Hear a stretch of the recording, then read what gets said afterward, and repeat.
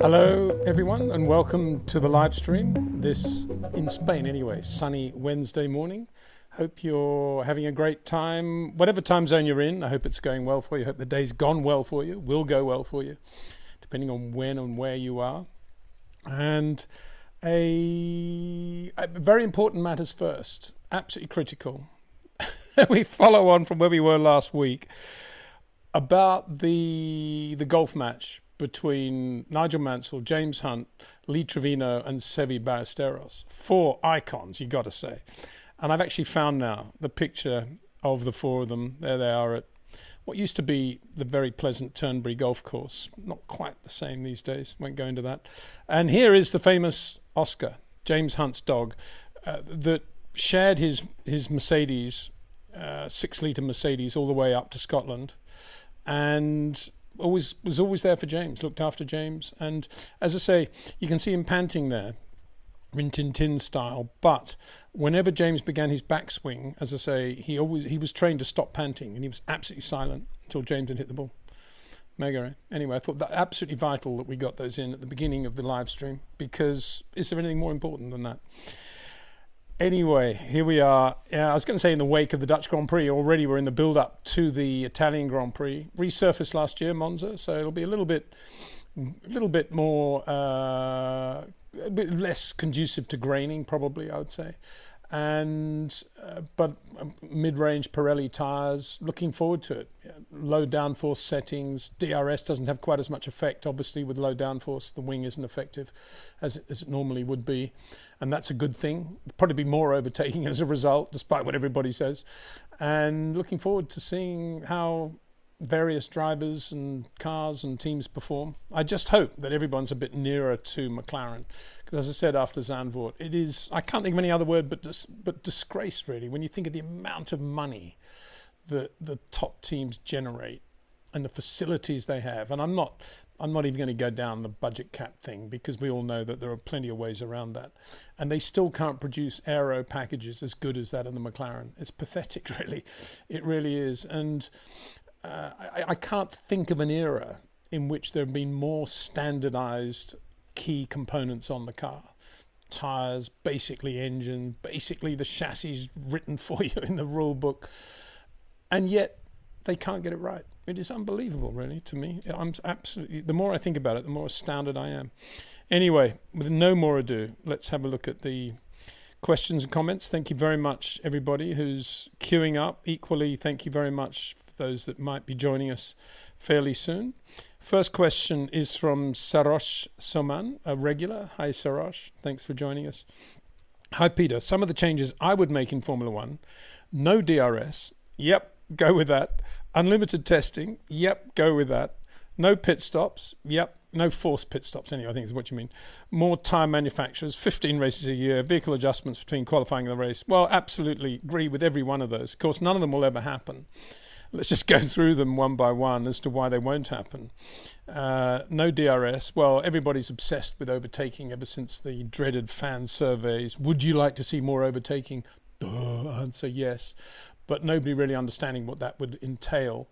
And DRS for me is artificial. It takes away the art of defense, and things can go wrong, as we've seen Marcus Ericsson, Jack doing very good examples.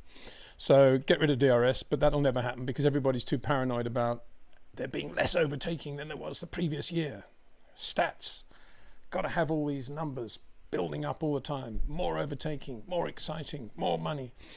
Yeah, okay. Unlimited testing, sadly, that's never going to happen, because as much as I'd love to see that in conjunction with far fewer races, it'll never happen because the teams make their money racing, not testing. They spend their money testing. So guess what? In this world of money, and we've got to have more money, because then we'll have a much better aero package vis-a-vis Ferrari, Mercedes, Red Bull. Yeah, right. The more money they throw at the car, the team, the less effective they seem to be these days. So anyway, they've got to have as much money as they can possibly have. So they've got to race as much as they can possibly race and not test at all because it's expensive. Well, it's money out of the balance sheet as distinct from in, so that'll never happen.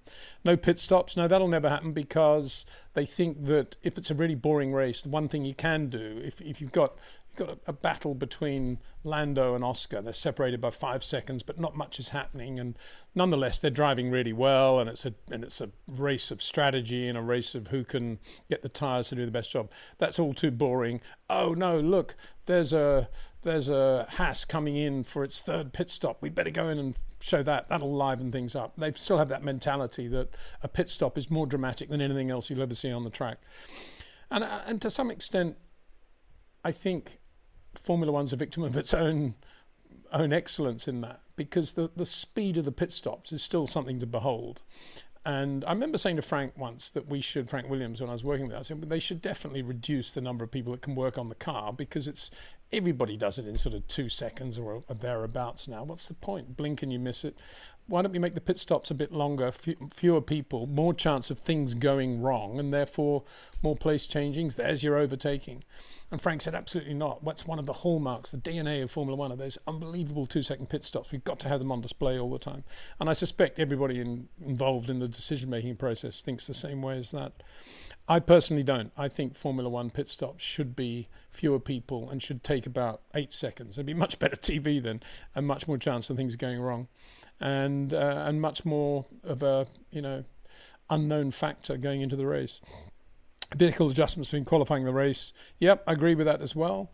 Obviously, you've got to find the fine line between making any illegal changes and making changes that allow the setup to be better for the race and what you've learned. And I guess that's the problem, isn't it? There's been so much cheating in the past in Formula One that today Formula One, the FIA, is absolutely focused on eliminating any form of cheating. And to do that, they've got to have a sort of blanket lowest common denominator, no changes to the car rule, and that's where we're at. But anyway, it's just lovely to read your ideas, even if they'll never happen. So Rosh, thank you very much for those. I don't want to be negative about it, but what else can you be? Another question from you. Peter, do you think it's a good move to get Isaac to Red Bull, given that Racing Bull is a good team and an easy car to drive? Just worried that he will find the Red Bull difficult to drive along with Max. Well, you say easy car to drive. I'm not sure Liam Lawson would agree with you there. It's only if you only look at Isaac, you could say, yeah, great car. But if you look at everybody else that's driven that car, you'd say, pretty average, sort of Williams standard car, isn't it? And yet here's a guy doing a really good job with short corners, developing that skill, that side of him. Very nice touch, lovely to watch, very patient on the throttle application. No, I think he should be in the Red Bull straight away. I think the reason that's probably not happening is because Honda probably paid a bit of extra money to have Tsunoda in the car when the option came up to do that. And so it's going to be a while before, that money is paid off, if you like. I don't know when, but be 4 or 5 races before the end of the year, they'll have Isaac in the car, I think. But I think they probably this ongoing commitment to Honda on that one. And at the same time, it's no bad thing for him to be at Racing Bulls because they're doing such a good job. Why not? Why not? If nothing else, it's good for the team, isn't it, to have a really good driver there for guys like Jonathan Eddles and Alan and Alan Permain, giving them the confidence they need to go forward with what will undoubtedly be a lesser pairing in 2026. And so, yeah, from that point of view, developing that team, it's good as well. And yeah, for sure, it is a better car. I would suspect that if Max, it's not just a question of jumping in the car, but if Max had sort of jumped into the Racing Bulls local pizza restaurant at the beginning of August and spent the month hanging out with them and getting to know everybody and getting to understand the way they ran the car and the way everybody thinks, I think he'd probably be super quick in that car. Yeah, not that much quicker than Hajab, but he would be, obviously, and it is a very good car. And it just bears out what I've always said, that good technology is more about people than it is about numbers and data. And what you're seeing at Racing Bulls are 2 good racers, Alan and Jonathan, I would say, and probably others there that I should give credit to, who have got the best from their technical people and got them to work harmoniously.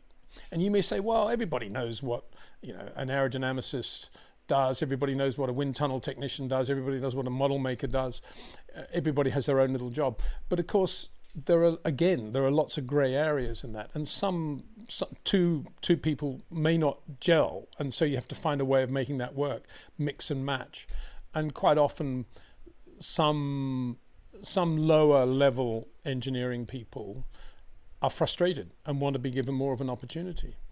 And I think, doesn't that go back to the double diffuser BAR, that the actual the guy that actually realized that potential of the double diffuser he wasn't a high level Aero guy. He was sort of middle range Japanese supplied by Honda Aero guy who just thought it was a great idea.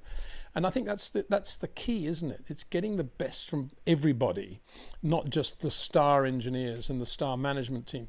And this applies particularly to the strategy teams, in my opinion. And there's not enough, in terms of the strategy of the teams, there's not enough leaning on good racing people who have a feel for racing, and there's too much leaning on, this is the strategy group, they will tell us what to do next. And Formula One has become far too departmentalized in that way.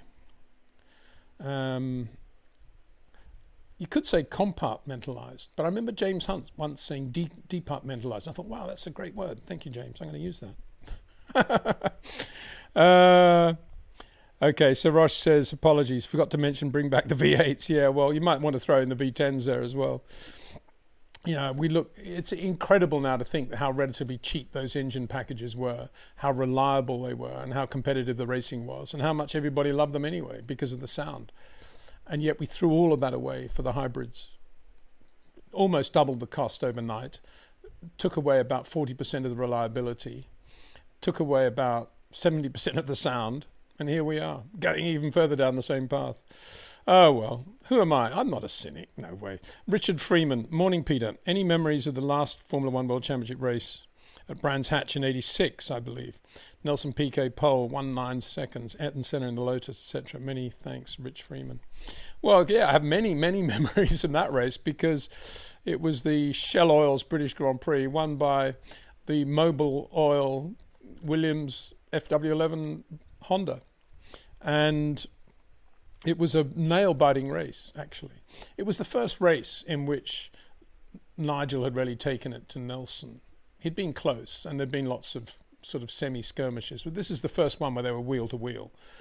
And Nelson was thinking, what is this guy doing? And Nigel was just superb that day.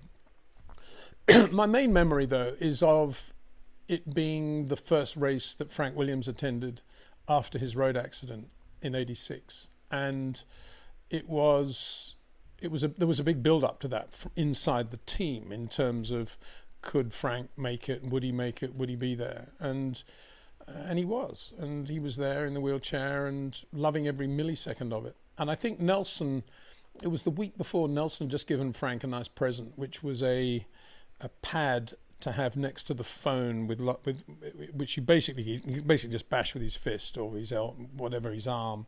And each number was quite big. And so he could start dialing his own phone number again that he wanted to ring. And that was a huge breakthrough for Frank, and very nice thought from Nelson.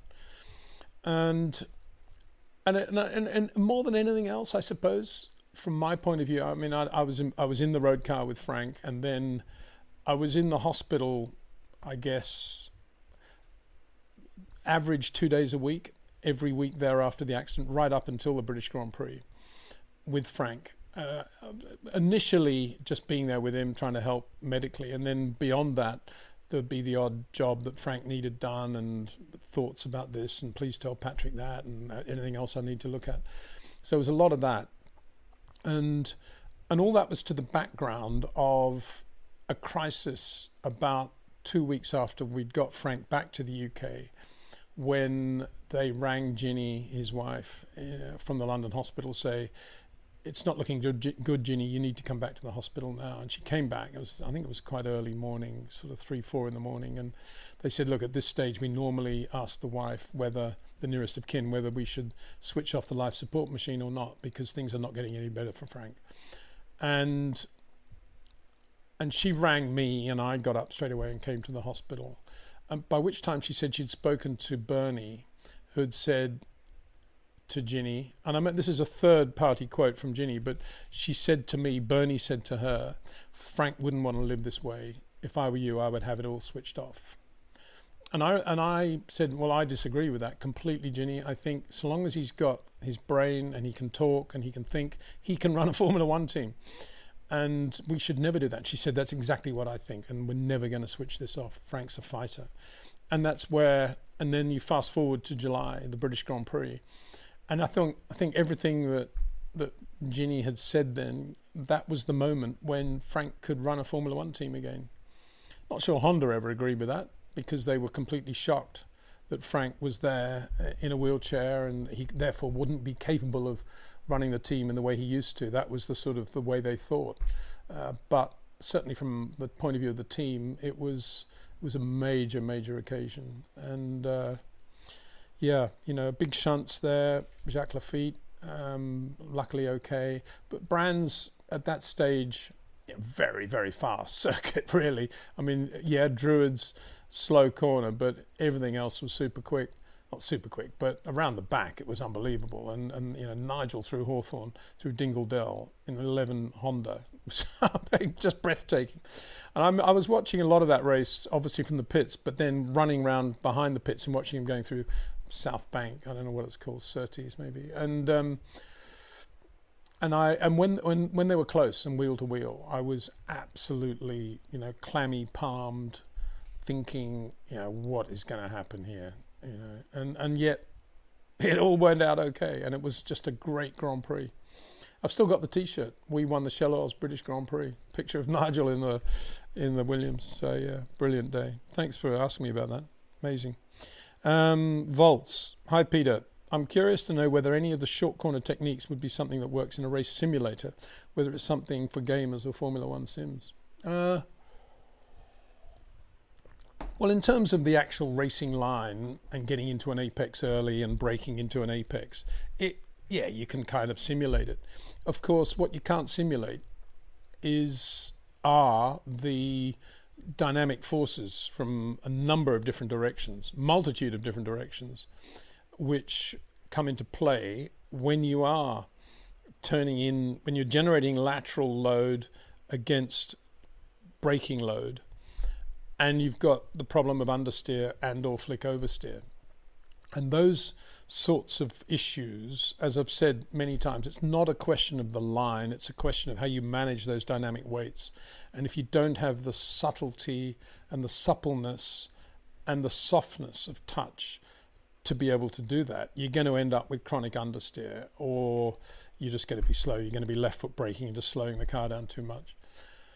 And that's the problem with sims, because there's no sim on the planet Earth, so far as I know, that accurately simulates all those dynamic weights. There are plenty of weights it can simulate, but all those weights happening together, no way. And so you'd be hard put, really, to simulate what a Max Verstappen is actually doing when he's creating a shorter corner. You couldn't do it on a simulator. Lots of other things you can do on a sim. I'm not knocking them. They're very good up to a certain point. But if you wanted to go that little extra bit, to me, it's all about being in a car and feeling it yourself and not trying to have some sort of simulation. Volts, another question. My other question, putting the totality of the sport aside, solely as a viewer, would you prefer to watch drivers in the same machinery so you can actually see who has the driving talent? You're the best. Yes, I mean, I talk a lot about the drivers because the drivers are incredibly important, as we see. You know, the difference between Hadjar and Lawson, which was clear at the start of the year, and the difference between Charles and Lewis. But I also love the cars, and Formula One is the only form of motorsport on the planet Earth in which, in order to even enter the championship, you have to design and build your own car and own its DNA, if you like. And I don't think Formula One does a very good job of telling the public that and showing the public the difference between a Ferrari and a Mercedes. We can see it in terms of colour, but how many fans, if they were all painted the same colour, would actually be able to tell the difference between them? Very few, I think. And that's the problem we have. But that's another issue, and that's not your question. So I wouldn't like to see them all in the same car. And I'll tell you one reason why. Because if you look at F2 or F3, it's impossible, really, to have identical cars. So you might as well go the route of this is a Ferrari, this is a Merc, this is a McLaren. What I would love to see are the drivers jumping around during the course of the year and driving different cars. As I said before, to me, the absolute perfect Formula One has a sort of IPL cricket type auction before every race, let's say on the Thursday night, in which the teams bid for the drivers they're going to have that weekend, and you can't have the same driver for 2 consecutive races. I would love to see something like that. I'd love to see what it would be like if we got to Monza now and Oscar Piastri was in a Williams and Lando Norris was in a Red Bull and Max was in a Ferrari. You know, it would be great, wouldn't it? But I mean, that's what I'd love to see. And I once wrote a longish article for, I think it was the year 2000 edition of F1 Racing, when Matt Bishop was editor, and we all wrote these sort of fantasy feature articles. And mine was around having this auction before each race. I think I had Alex Wurtz in as the FIA president at the time, which would be no bad thing, of course. So yeah, I'd love to see that. But I think you can still tell quite a lot in driving talent, because at least we have 2 cars the same, and that's always very revealing, isn't it? And you can always look at that. The biggest problem are the TV camera angles. I'd love to see a much better use of the TV cameras to be able to tell the difference between one driver and another in the same team. We very rarely have decent camera angles. They're actually getting worse now because of the success of the F1 movie. I think F1 as a race production entity is now thinking, we've got to go the movie way, and we're getting more and more of those low down track shots, which mean absolutely nothing and tell you nothing at all. They could be doing 10 miles an hour or 10,000 miles an hour. You can't tell the difference. Super chat just come in from M.A. Khan. Thank you, M.A. Khan. Nice to have you aboard as ever. Always a big supporter of the show. I know you are. Peter, do you know how popular you've become with the F1 community? No, I don't. I try not to look at that. There are podcast forums dedicated to short corners and debates on driving because of your unique content. Amazing. Thank you. Well, thank you very much. I doubt that's true, but anyway, if it is, all the credit should go to Rob Wilson, not to me. He coined the phrase short corners. I've kind of taken it a little bit further, I suppose, in the sense of applying it to what we're looking at on TV at the moment, whereas Rob is more focused on the next corner coming up at Bedford or Goodwood or wherever he happens to be. And so, yeah, thank you very much, Emma Gunn. Lovely you to say that. You didn't need to say that. Very kind of you. Philip Anderson. Hi, Peter. Pure hypothetical. If Visa RB wake up Feb 26 with clearly the fastest car, a la Braun, and Red Bull like 5th, do you see a possibility where Helmut puts Max in the car during the season? Absolutely. I mean, difficult to believe that would happen because they've both got the same power unit, haven't they? It would be the Ford power unit, developed by Red Bull powertrains, obviously, or in conjunction with. So for Visa RB to be the fastest car and Red Bull to be only 5th fastest, well, it could happen, couldn't it? I mean, look at the mess they're making of the Aero at the moment at Red Bull. I know he finished 2nd in the Dutch Grand Prix, but at the end of the day, he was 3/4 of a second a lap slower than the McLarens around Zandvoort, a very short lap. And on soft tyres, he was eaten alive by the McLarens on the hard tyres at the end. I mean, it was just embarrassing. And but of course, if you had that B team, why wouldn't you do that? You know, just move everything across. I mean, it's an interesting thing, isn't it? Because Laurent Mekies, I guess his mates and a lot of people around say, oh, well, you should take a lot of the credit for the way Racing Bulls are going now because you set that whole thing up. But the problem with that is, the corollary of that is, now let's do the same thing at Red Bull, you know. Not so easy, I think. Not so easy. The equivalent is to make the Red Bull a second lap quicker than a Racing Bulls. That's what he's got to do now. Because that's where they should be. That's where they should be in terms of budget, experience, people, knowledge, drivers. Well, one driver. Aaron Lee. Hello, Aaron, another of our regulars. Hi, Peter. When you watch races, do you choose the camera angle or leave it on the world feed? If you could choose, what would you focus on? Cars that are close, short corners, mix, etc.? Well, I mean, you can choose any onboard you like. So but Zandvoort, I didn't really go to any of the onboards because there was nothing to be gained by doing that. There are certain circuits and certain situations in which you say, "Oh, I need to be with this guy right now. See what he's going to do here." Equally, you go to the world feed, but if it is getting boring and they're showing too much of some absurd midfield bunch just because they happen to be covered by 0.3 of a second, you can go to, that might be a moment when you might want to go on board with Charles Leclerc and to see what he's up to and how he's driving. So you have to look at the onboards and see what camera angles they're using as well, because I know they switch them around, but on some of them they tend to use the low down camera far too much. Others, they tend to have the nice camera just by the driver's shoulder most of the time, and that kind of defines really the choice for me. I would never go with the low down onboard thing. It's ridiculous. Even the rear shot is crazy. I think I just want to, if you're gonna have an onboard, just want to see what the guy's doing. You want to see the steering wheel, you want to see the front wheels, you want to see the track ahead, and have the audio for that. And when I'm watching the world feed, I always go to the what they call it, the FX audio, which is the ambient audio, so I can always hear the engines as best you can. Not always in sync, but it's pretty good. Monza Edits is your name. Wow, what a name to have. I wonder if you change it every race. Good day, Peter. Do you think Hamilton should hang his helmet and call it a day in Formula One? Wow, poor old Lewis. I do, really, yeah. I do. As much as I've always admired Lewis as a driver, ever since Formula 3, I just don't see... Well, I never could see the point of him going to Ferrari. I totally get that from his point of view, it made a lot of sense. Obviously, breath of fresh air, nice team, wasn't going anywhere at Mercedes, a lot more money, whatever, for pretty good reasons there. I don't decry his decision to do it because he was offered that situation. But I never saw the point of it from Ferrari's perspective.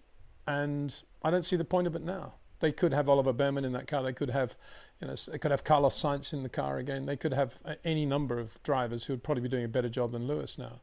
And I say that, it's people, Carlos Sainz versus Lewis. I mean, Carlos Sainz was taking it to Charles Leclerc and beating Leclerc on occasions and winning races, So it's not a bad thing to say. It's a logical thing to say. And the same goes with Behrman. I mean, if you're going to look to the future, Oliver's doing an incredibly good job.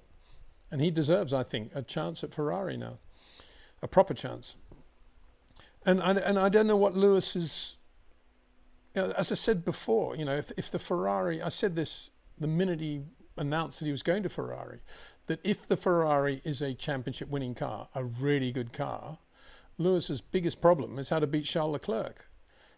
And if it's not, why does he want to be there anyway? So where was the upside in going there, apart from those four things that I mentioned? From his point of view, it made sense, I suppose, bank balance, etc. But to me, I don't know I don't know what progress he thinks he's going to make. Yeah, he might out-qualify Charles a couple of times before the end of the year. He might out-race him a few times. But so what?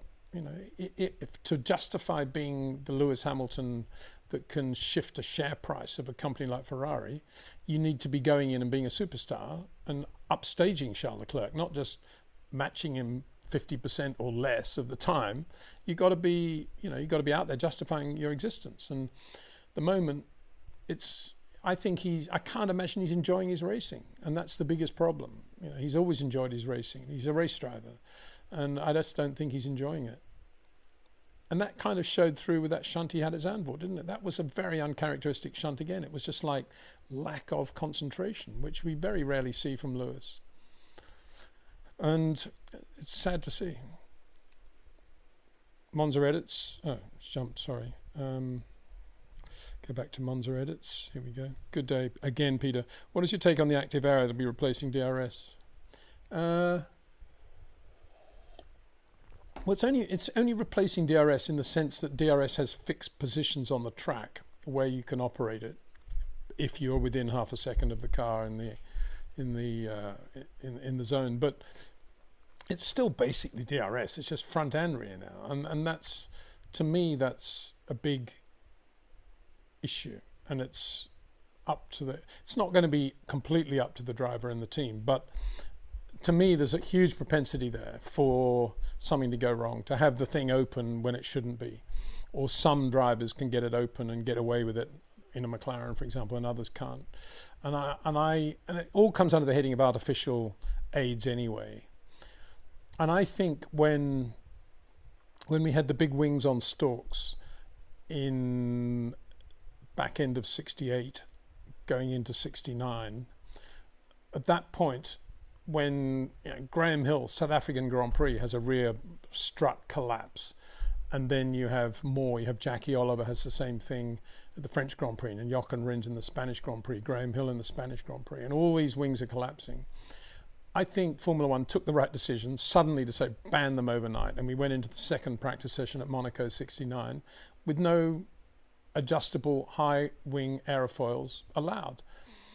And now we're going back to adjustable, not high wing, but adjustable aerofoils. And I think it's a backward step myself in terms of safety. And I don't think it's a necessary step in terms of Formula One and what it is as a sport. So I'm dead against it, to be honest. I'm dead against push to pass as well. I think it's so artificial. It's just terrible. Next thing they'll be doing is weight penalties or something on the cars. I can't stand. I hate to say, I don't want to keep using this word hate and can't stand, but I find it absolutely irritating beyond description that we have these artificial restrictions on racing in Formula One. This is Formula One. It's not Formula 3. It's not touring cars. It's not NASCAR. It's Formula One, and it should be pure racing. Oh boy, Leo. Hi, Peter. The tire temperature and the window is really important for the cars to be able to push.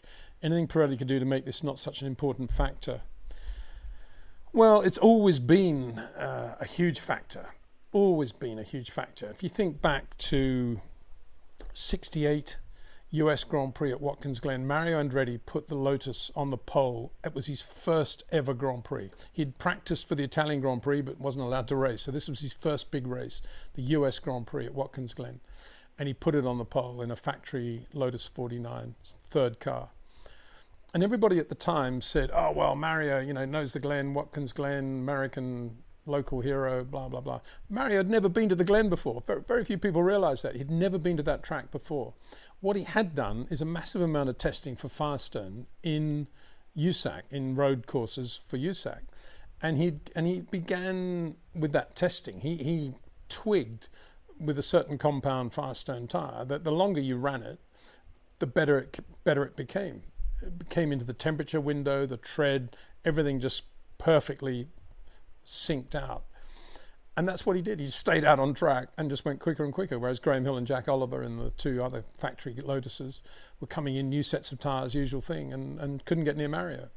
Now, I make that point because how you use the tyres and how you generate tyre temperature and the operating window that you have, been around since long before that even, but that's 68 as a marker. So your next question is, should Pirelli be doing things differently in order to make it easier to have a temperature window? Well, bear in mind they're in a monopoly, so they have zero pressure, excuse the pun, to do anything innovative or super technical at all. Their main priority is no tire failures. That's their first priority. Second priority, a tire that's more or less commensurate with the requirements of the track. Sorry, let's go back to zero then. The zero one is taking into account the known forces of a Formula One car, designing tyres that will not fail under those extreme forces. Then it's tailoring compounds to that carcass for the various circuits that are going to be on the calendar. And there are a lot of tracks, so that's a lot of work from Pirelli's point of view, much more than it would have been in the days of only 10, 13, 15, 18 races. And then it's responding to Formula One's requirements for the racing to be close.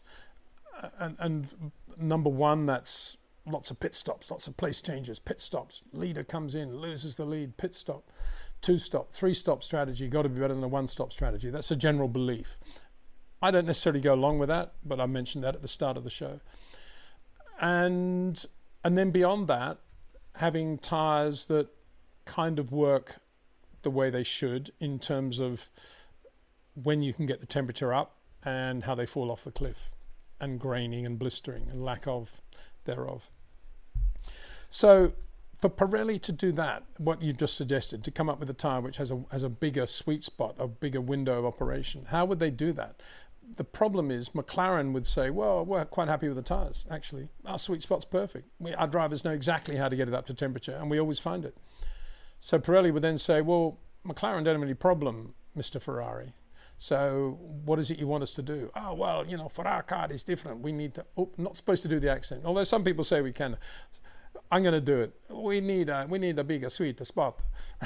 and Pirelli say, well, I'm not going to do that because that'll then ruin it for McLaren. Why would we do that? And that's the end of the story, really. If one team's got it right, you can't change anything.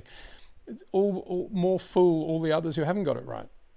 We would all love to see all the teams having much better tyre temperature control, because we think it would lead to much more competitive racing, that the Mercs, the Ferraris, the Red Bulls would be a lot nearer than McLarens. But that's not going to happen because McLaren are doing a great job with the tyres. So why would they countenance that? And why would Pirelli want to spend any money anyway when they got a tyre that works on a McLaren? They've got it. So they don't need to spend that development money. And it is a lot of it's about money, of course. AL, hi Peter. With good straight line speed and lower drag than the McLaren, and the only one to take a new engine this weekend, is there a chance for Max to win at Monza?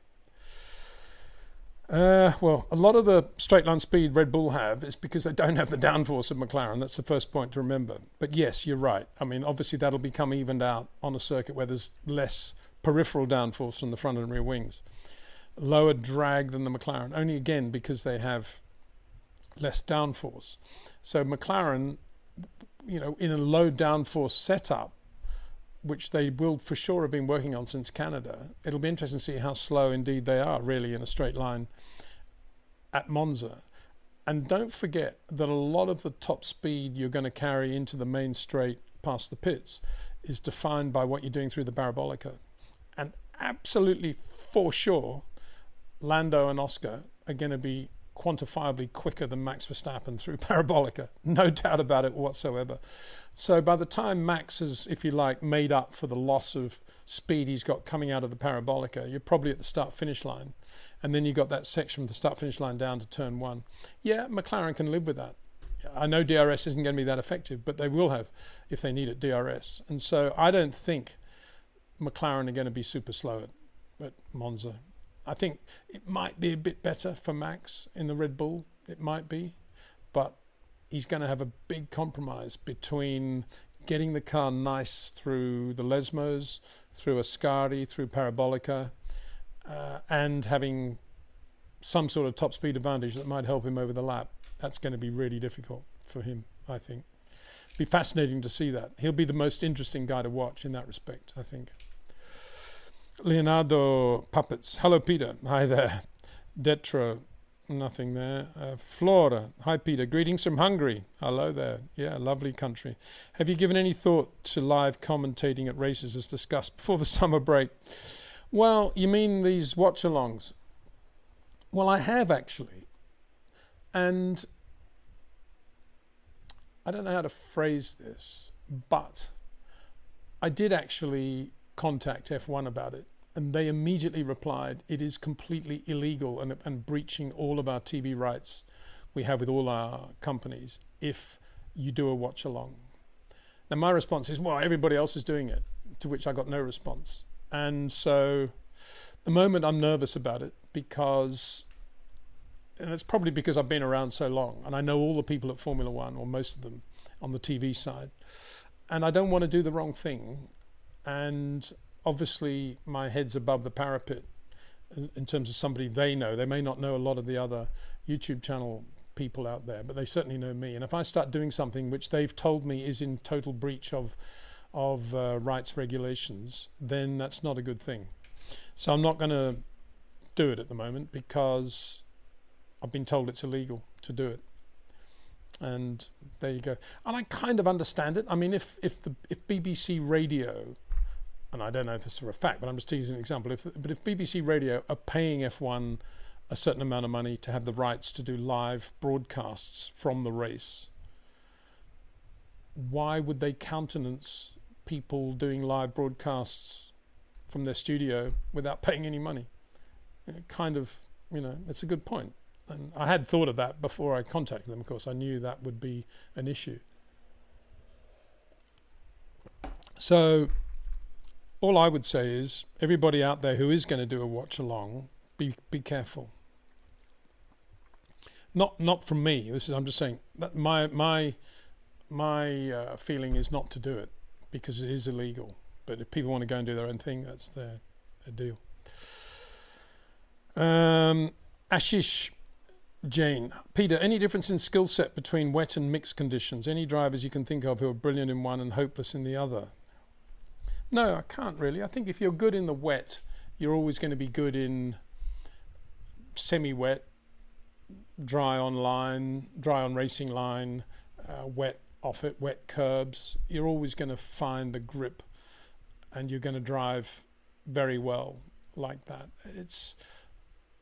I first experienced what it was like to be super quick in the wet with Carlos Reutemann in a Fiat 131 Abarth around Brands Hatch, actually. And it was exactly those conditions. It was a dry groove, but it was wet everywhere, basically, apart from the dry groove. And Carlos was going into paddock, and he was just around the outside of paddock the whole way, looking for the grip. He wasn't on the dry bit where it was quite oily and greasy. He was just on the edge of that. And that's where he felt the grip was at its maximum, because there's a little bit of marbles that were giving him traction. And I was thinking about it afterwards. And of course, what he was doing was braking to that point. He wasn't even looking at the normal corner. He was looking at his corner suddenly was only about half a car length wide, but that was what he was braking to and turning into.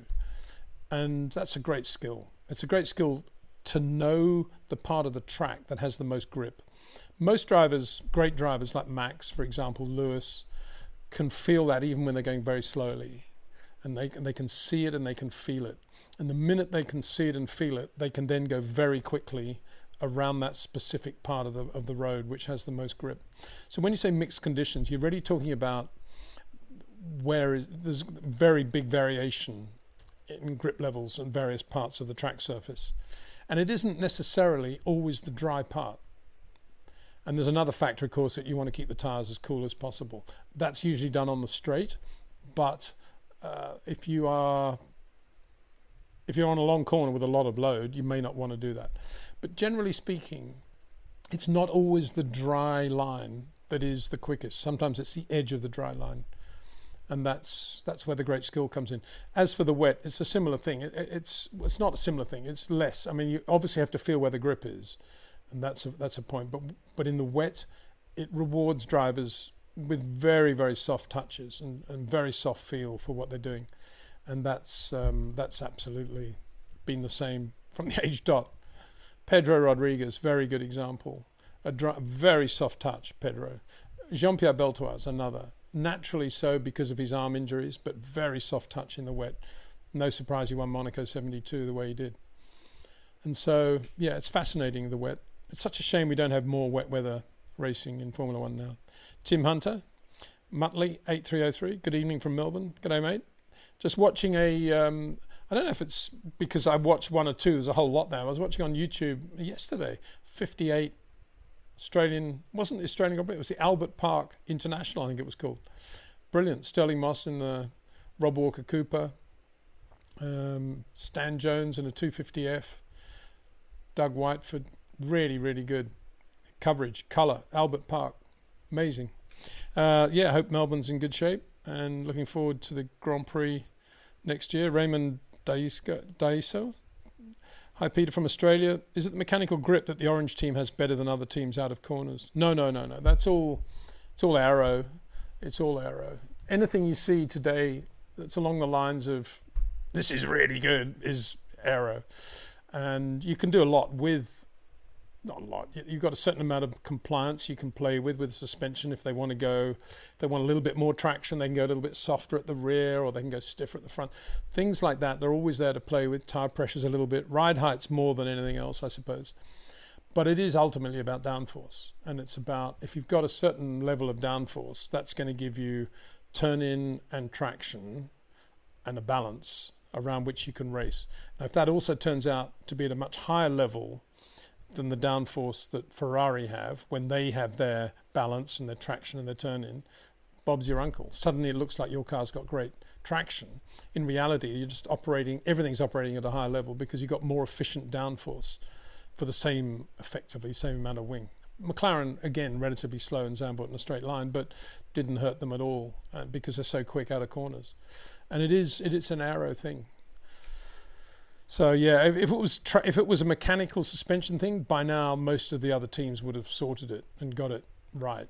But because it's Aero, it's so subtle and so difficult, obviously, because nobody seems to be able to get it right, that it's taking forever. And it probably will never happen. Probably no one will ever find the solution to beating McLaren before the end of the year. Tobacco Road, 5:06 a.m. here in the People's Republic of Massachusetts. Good morning to you. Thanks for joining us. We need to talk a little bit about the ridiculous saves by Max Verstappen. TP tent OL. Yeah. And then, of course, the other one was that, I mean, obviously the Barcelona one on the mediums at the restart, and he runs wide and boom, he just holds it perfectly. And he's super. But then what I forgot to mention was sort of 100 meters after that, there's Charles Leclerc driving into him at 8th gear on the straight. And he doesn't, and there's no problem at all. No, it could be the way they just touched and there was never going to be a moment. But, you know, it's pretty cool when somebody in a Ferrari can just run into you at 8th gear and you just keep it absolutely on the straight and narrow, as Max did. Anyway, then fast forward to Zandvoort, and with plenty of others in between, smaller ones. But Zandvoort, that moment on turn one, coming out of one into two. You see, the other point is, I said to Cameron, I don't think there are any other drivers on the grid, maybe Charles, who could have saved that car the way Max did there with no grip. I mean, basically it was just sliding on sand, boom, like that.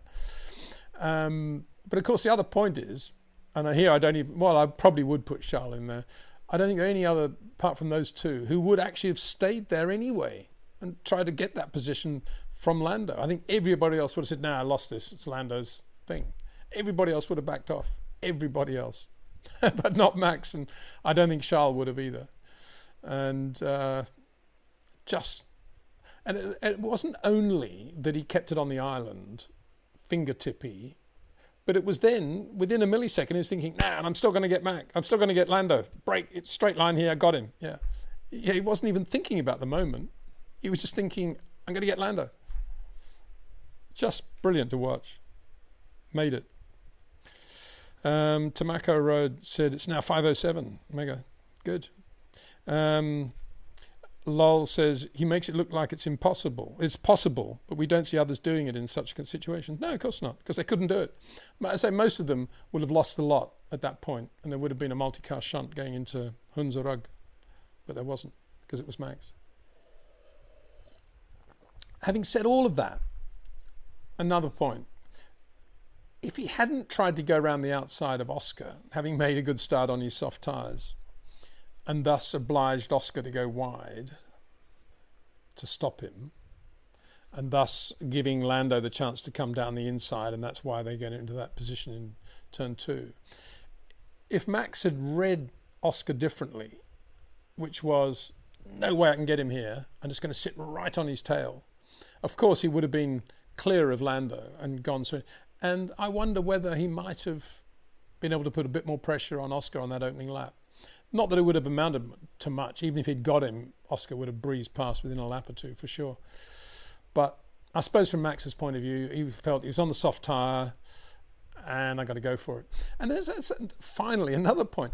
How many drivers, when they go for something like the soft tyre, knowing that everybody else is on the medium, and then immediately that does put pressure on you. You got to deliver. I mean, the whole point of the soft tyre is the first three corners of the race. You got to make a great start and you got to do well and pass cars in the first couple of corners.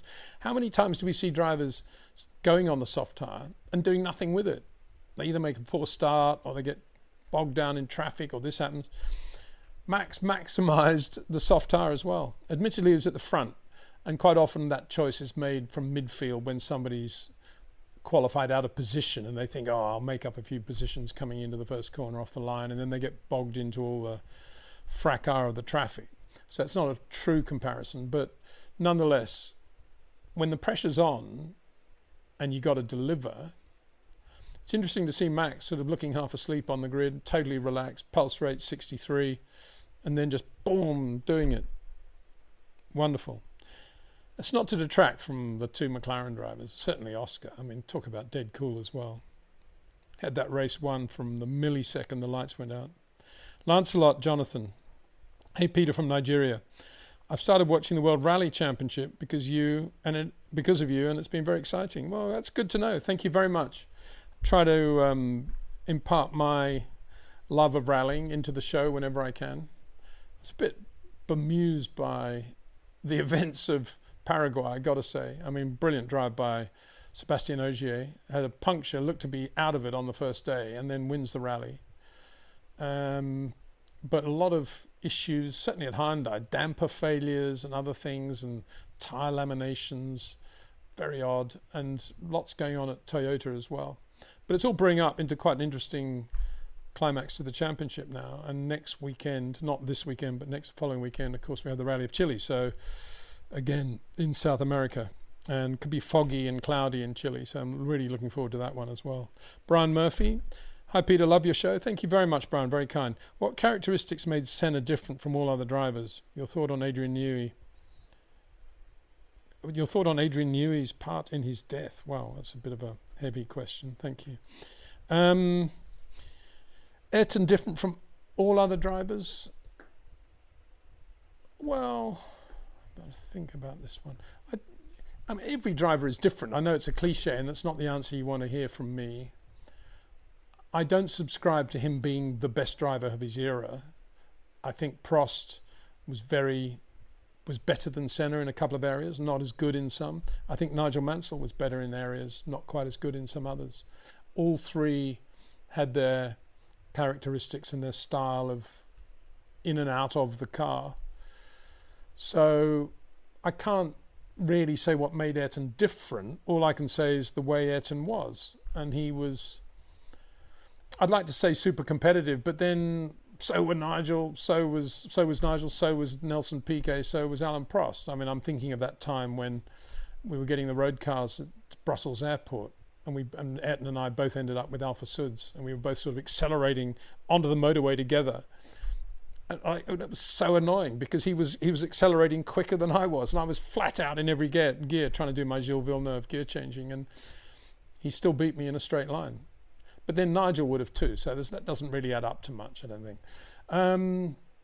Attention to detail, as I said in the video from Zandvoort, that picture I showed of him, I don't know if you saw it, but there he is at Thruxton, virtually empty pit lane, watching a minor support race with a friend of mine, Paul Taft, who became a friend of Ayrton's because Paul was a very quick Mini driver at the time, Metro driver.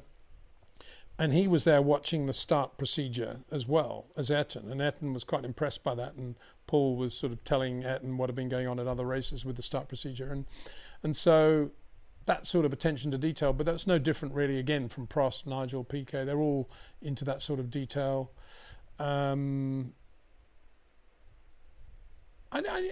just think he was different, but then Nigel was different. Prost was different. I can't say any more than that. He had a good sense of humour. He loved his model aircraft, found that very relaxing, but also found it a very good background to his work in the cockpit and good for his coordination. Everything had to be in sync with Senna. I remember when he was, and this is sort of a little bit the answer to the next question, the second part of your question, when the Williams was announced at Estoril, I think it was, for the first time in Rothman's colours with Ayrton as the driver, and they pulled away the blue cover sheet. Ayrton was climbed into the car, and you can just see him moving around trying to get a comfortable position in the cockpit, and I think that kind of summed up Ayrton's relationship with that car. I don't think he was ever 100% comfortable in that car from a point of view of his back and his thighs and his arms and his elbows. And don't forget, he was a driver that had, and this perhaps was a differentiation, that had his share of muscle and nerve issues, and he'd been paralyzed down one side of his face. I think it was the back end of '86, testing at Ricard. And then in Brazil in '94, he had that weird spin, very unlike Ayrton. I always think he probably had some sort of cramp at that point. And so he was very sensitive to all of that. And people always say Nigel put on a bit of a show after the race, showing how shattered he was or how tired he was. I mean, I remember going up to the podium in Imola when we won there, and Ayrton was third, and he was just sitting in the corner of the green room, just head in hands, could not move, in agony, really. Every muscle in his body was hurting. So as for Adrian, I'd rather not go there. I think plenty of engineers over the years in Formula One can look into their soul, look into the mirror and say, yeah, that thing I did has caused that accident. I don't think that's the case with Adrian. I don't think he had, I think there was a slight mistake in the way they had the rear of the car set up aerodynamically, and it wasn't as good as it could have been. But I mean, that's normal racing stuff, and there's no way any blame should be put on Adrian or Patrick Head there. And if you're going in the area of the steering column, in my opinion, there was no steering column failure at all. It was all to do with tire pressures, tire temperatures, ride height, absurd use of a hopeless safety car, too many laps behind the safety car, and the safety car should never have been deployed in the first place. They should have stopped the race, cleared the track after that start line accident, and done a restart. And they didn't, because the powers that be, mainly Bernie, was so keen to have a safety car in Formula One at that point, even though it was a hopeless safety car. Actually, I was watching what was I watching? I was watching an Indy 500 replay yesterday, and it was 64 from memory. No, it was 60, what year was it?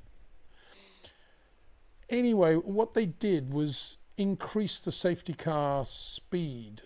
I think it was 73, actually. I think it was 73, the terrible year. They started the race very briefly on the Monday before the rain, and then they had to restart it again on Wednesday. But before they stopped it on the Monday, there was that big shunt with Saltwater when he kind of lost it, and did lose it completely sideways and went off on the right into the debris fence, and spectators were seriously injured with the fuel out of the car, and this massive shunt. And it was deemed, one of the reasons that they thought that accident happened is because the pace car was only doing 80 miles an hour, and there was too much of an acceleration. Once the pace car went in, everybody had to accelerate hard, and that's why he lost it. And so for the rerun of the race on the Wednesday, they increased it to 100. Interestingly, the driver was Jim Rathman, funnily enough, one of my heroes, former winner of the Indy 500, the race of two worlds, and the guy with the Chevy dealership in Florida that used to give the Corvettes to all the NASA astronauts. And Jim Rathman was driving the safety car, pace car, as it was known in America, is known. And he took it up to 100 miles an hour, and it was a relatively clean start. And he was only doing what he was told to do, of course.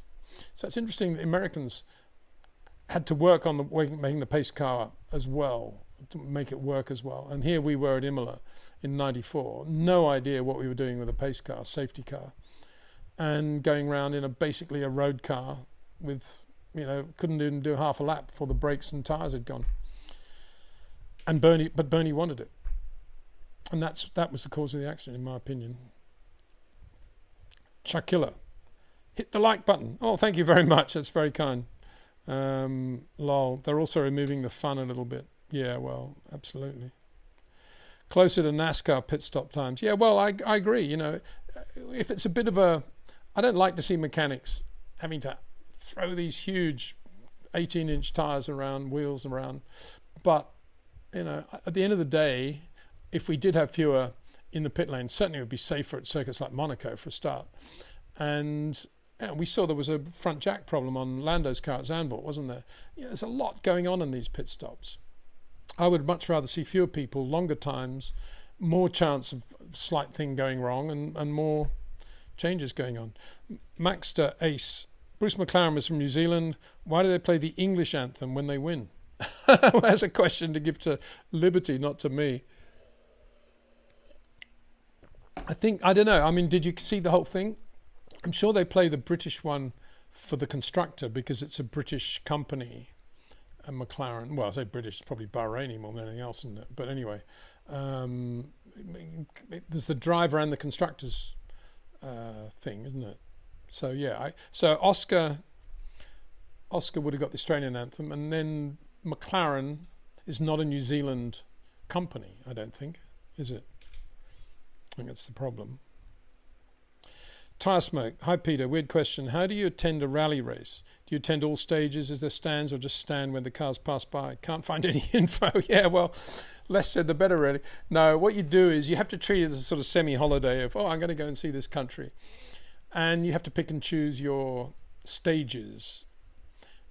And it kind of depends on the rally. If it's Monte Carlo, there are so many people. And so many people get there the night before and just stay there all night camping, that trying to get to that stage, Col de Torini, good example, forget it. But there are other stages where you know people aren't going to necessarily clamour in. And sometimes you have to walk for sort of 10, 15 minutes through the woods to get to a point where you know you can see from the book that it's going to be quite good there. There's a jump there, there's a left, right, whatever. And usually that works quite well. I have to confess, I'm very lucky because I've got the world's greatest map reader, Jack Windsor, usually next to me navigating. And he's always very good at, everybody's queuing up here, looks like we got to join the queue. And he says, no, go down this side road here. And we go down the side road, and 5 minutes later we're in a different part of the stage altogether. And so it's not that easy. I mean, generally speaking, with the World Rally Championship event, as distinct from, say, European Rally Championship, the most number of stages you'd be able to do in a day would be 3. So enjoy it. You know, take your esky with you, have your sandwiches, have a drink, enjoy the atmosphere, the people around. And that is part of the thrill of rallying, because there's that build-up, and then the whistles start blowing, and then the course cars come through, and then you hear this note. It's a little bit like watching the old German Grand Prix at the Nürburgring. There's this note you hear rising and falling, and then you see a bit of a dust cloud, and then suddenly, Elfyn Evans appears in midair in the Toyota, landing sideways, and everybody goes ballistic, and it's pretty cool. I love it.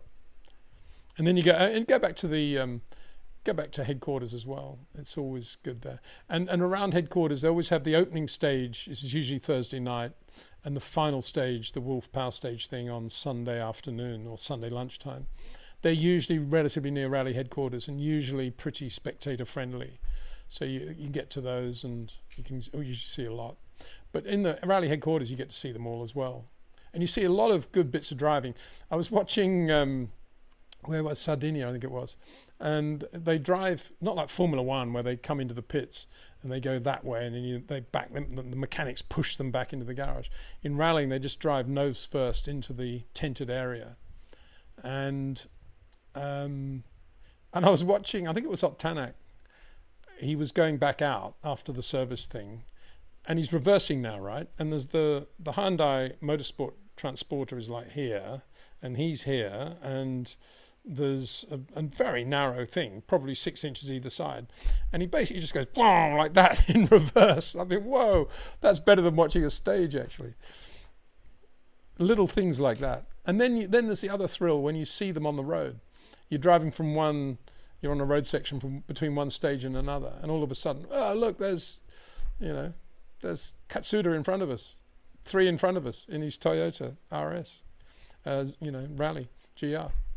And that's wonderful, following them on the road, because they all have to do the speed limit in theory. So you're following them, and all you can hear the engine note, bah, and then periodically they get very frustrated with somebody in front. They go, bah, and they just disappear into the distance. Love it. The kid in all of us. Lol. Isaac is what Toto hoped Kimi would be, I guess. He will get better, but so far he's had 2 famous crashes already. Max and Charles. Yeah, well, Yeah, it's difficult to see Kimi ever being as good as Isaac Hadjar, in my opinion. I think Isaac's better on fast corners for sure. Kimi's not bad, but I mean, he has got everything going for him, hasn't he? He's got a great Grand Prix car. Everybody loves him. Toto loves him. Give him lots of latitude. George loves him, and he's learning lots. So why wouldn't he be going quite well? You could almost say, is he better than Jochen Mass or Jack Lewis? Two names you thought I'd never mention just like that. Two names that suddenly sprung to mind. Only because I was watching the 62 French Grand Prix video the other day, and there's Jack Lewis finishing 4th or something. Very good. Anyway, or was it Monza? One of them. Anyway, finished very well. And he's privately entered Cooper. So, yeah, I mean, there was a bit of a discussion with Cameron about Toto's role as both a driver manager and a team principal. And I think it's totally okay myself. And I'm going to tell you a story now, which by no means is me saying I knew it would be this way and I knew how it would turn out and I predicted it would. It's just me explaining how things happen in motor racing. When IMG were managing Jackie Stewart, they were breaking new ground in Formula One. They had a Formula One driver, as distinct from a golfer or a tennis player or whatever. And Jackie did very well with IMG. And he was uniquely managed by IMG. And they did a lot for his brand, Rolex, Goodyear, the whole thing. And then later on, IMG tried to come in again with Michael and some other drivers and manage 4 or 5 of them. And I remember, and I set up, I knew the guys at IMG quite well, and I set up a meeting with Ian Todd, who was running IMG UK at the time, and went to see him. And I said, Ian, this is my pitch. I said, Ian, you'll see where I'm coming from in a second. I said, Ian, what you're doing with drivers is never going to work because they all have different priorities, different stages of their careers, and they all need a racing car in which to drive, as distinct from holding a tennis racket or kicking a football. They've got to be with a team. They've got to be in a racing car. And if you put one driver in a Ferrari, the other driver is going to be annoyed. It's never going to work. He said, oh, well, I'm not sure that's the case. We'll find a way around that sort of thing. And I said, well, believe me, it isn't going to work. And the most you can ever manage is one driver, as you did with Jackie. Do it very well. Or Michael, do it very well. But don't start doing a lot of other stuff, other drivers, because there'll be too much conflict of interest. And he said, well, what's your solution? I said, well, the solution is that the power in Formula One is with the teams. They are the entities with the cars. They are the entities that the drivers are attracted to because they have the cars and they can give the drivers an opportunity. And so what IMG should do is their own Formula One team. And if you do your own Formula One team, and you have the ability to do it because you've got an incredible marketing network around the world of sponsors, you can get the finance, you can put a team together. And if you do that, you could then have your 20 or so drivers under contract because you've got the power. And not all of them would ever race for your team, but you would then be able to sell them onto other teams if they're very good. He said, oh, it sounds far too complicated. We're not in the business of running a race team. Get out of my office, basically. So that was that. And of course, I think I was 100% right. We're going back to, whatever it was, 1980s then at that stage probably, 90s maybe. And I think I was 100% right. If IMG had done what I suggested they did and done their own Formula One team then, they would be an incredibly powerful Formula One entity right now. But of course they didn't do it because it was all too complicated.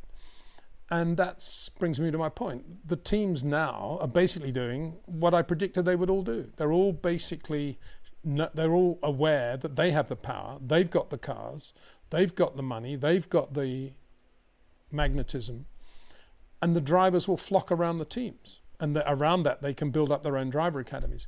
What I never predicted was that teams would abuse that privilege by trying to make money out of it and charging drivers to be part of the academy. I never imagined that would happen because that's just not the way I think. But of course, that's what many of the teams do, and it's how they finance a lot of these driver academy things. If you've got the money, you can buy your son, providing he's got a reasonable CV, you can buy him into a driver academy at one of the Formula One teams. But in general now, it's starting to settle down, and you're seeing people like Toto Wolff doing exactly what I predicted 30 years ago would happen. They are the ones with the power. They effectively are the international management groups of today in Formula One. And if Toto wants to have 20 drivers under contract and mix and match and use this guy and help him get a drive somewhere else if he doesn't want him, so be it. And I think that's what he does really well. He's done a great job for Valtteri Bottas. Look, he's got him in the Cadillac now, for Pete's sake. And so it goes on. So, you know, yes, he might think, I would want Isaac Hadjar, but he's got the power to be able to make Kimi Antonelli pretty good, because he can run him in that car for the rest of Antonelli's career if he has to, till such point as he wins a race. And he'll be thinking, well, he's at least as good as Lance Stroll, for Pete's sake. And Stroll in a Newey car will probably get some podium finishes, may even win a race next year. So if we do a good enough job, Antonelli can win a race. I'm sure that's the way he thinks.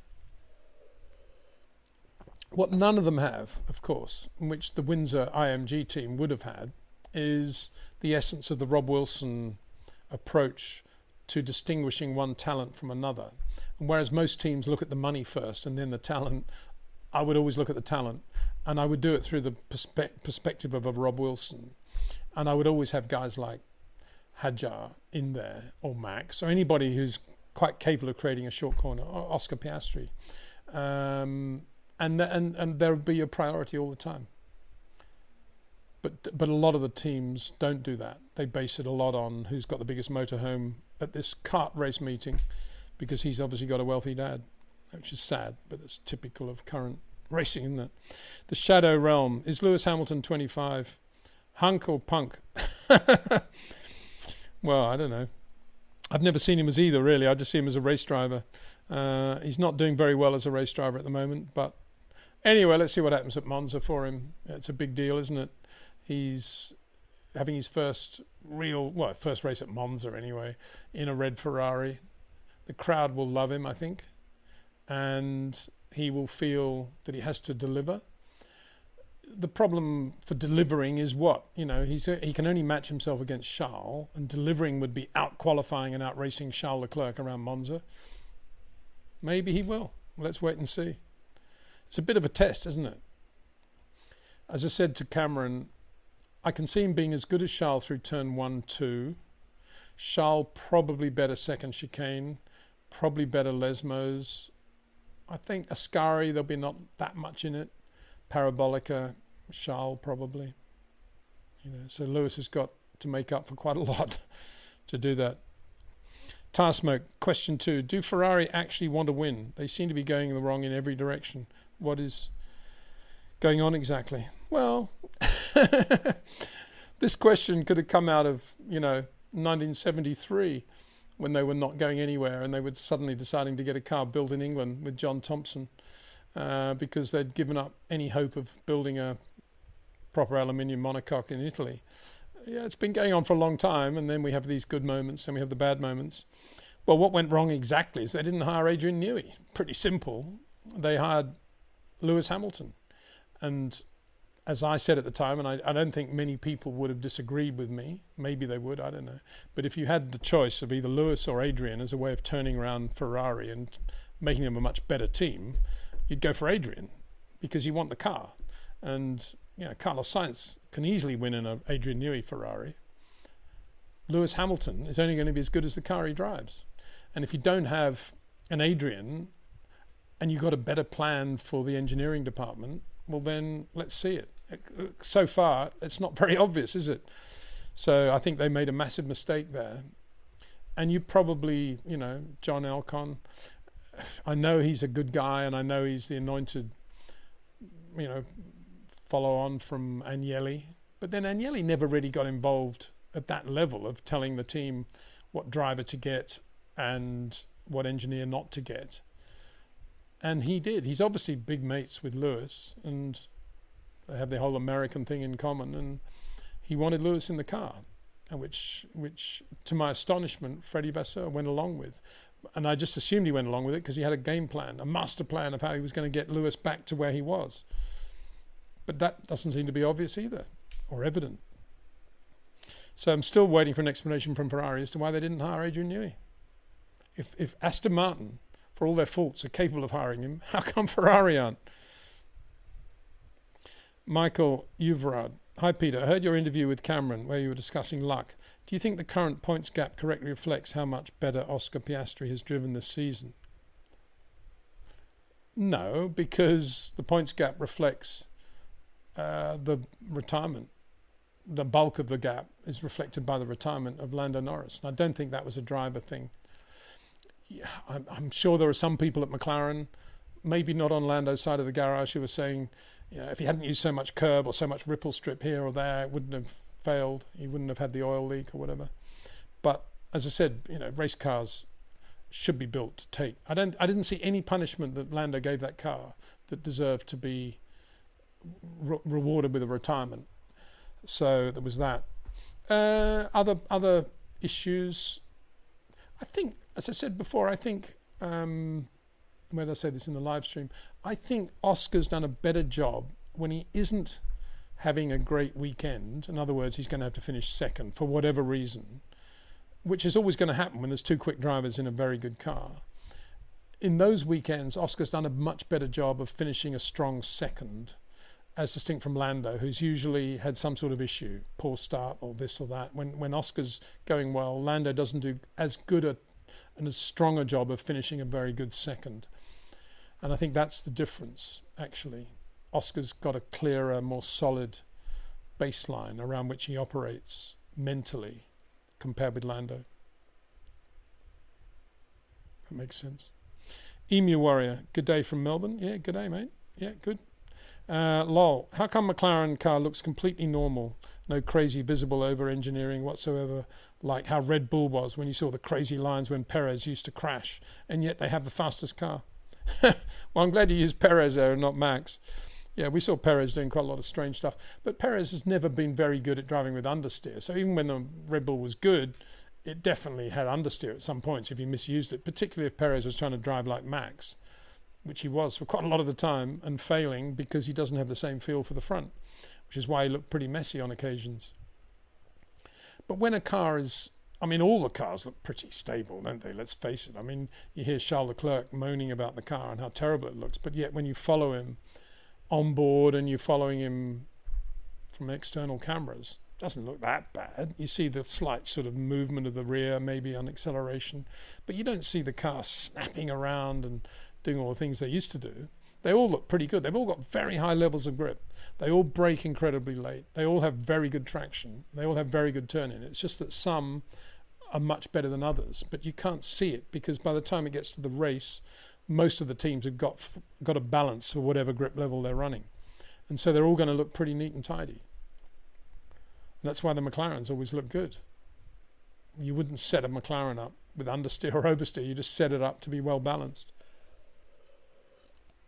And by compromising, they're still way ahead of everybody else, which brings me back to my initial point of it's a disgrace how bad the Aero efficiency is on all the nearest opposition to McLaren. You can understand it with Haas or you can understand it with Williams maybe, but for the top teams, Red Bull, Ferrari, Mercedes, not to have an Aero package commensurate with that of McLaren, I think is a disgrace myself at this stage of this formula.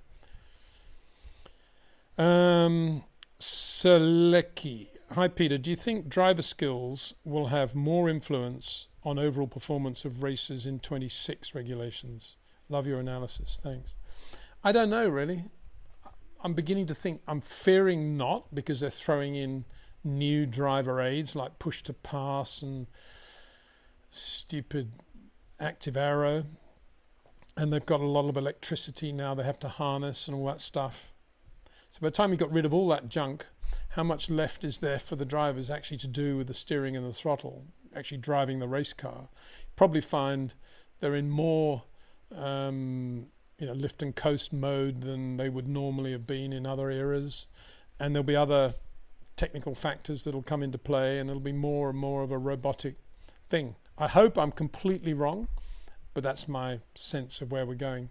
It's all too contrived, and you may see lots of overtakes because of push to pass, and everyone will say the racing's brilliant, but in reality the racing's hopeless because it's totally artificial, and somebody who's doing a very good job with the steering, the throttle and the brakes actually isn't able to show it anymore.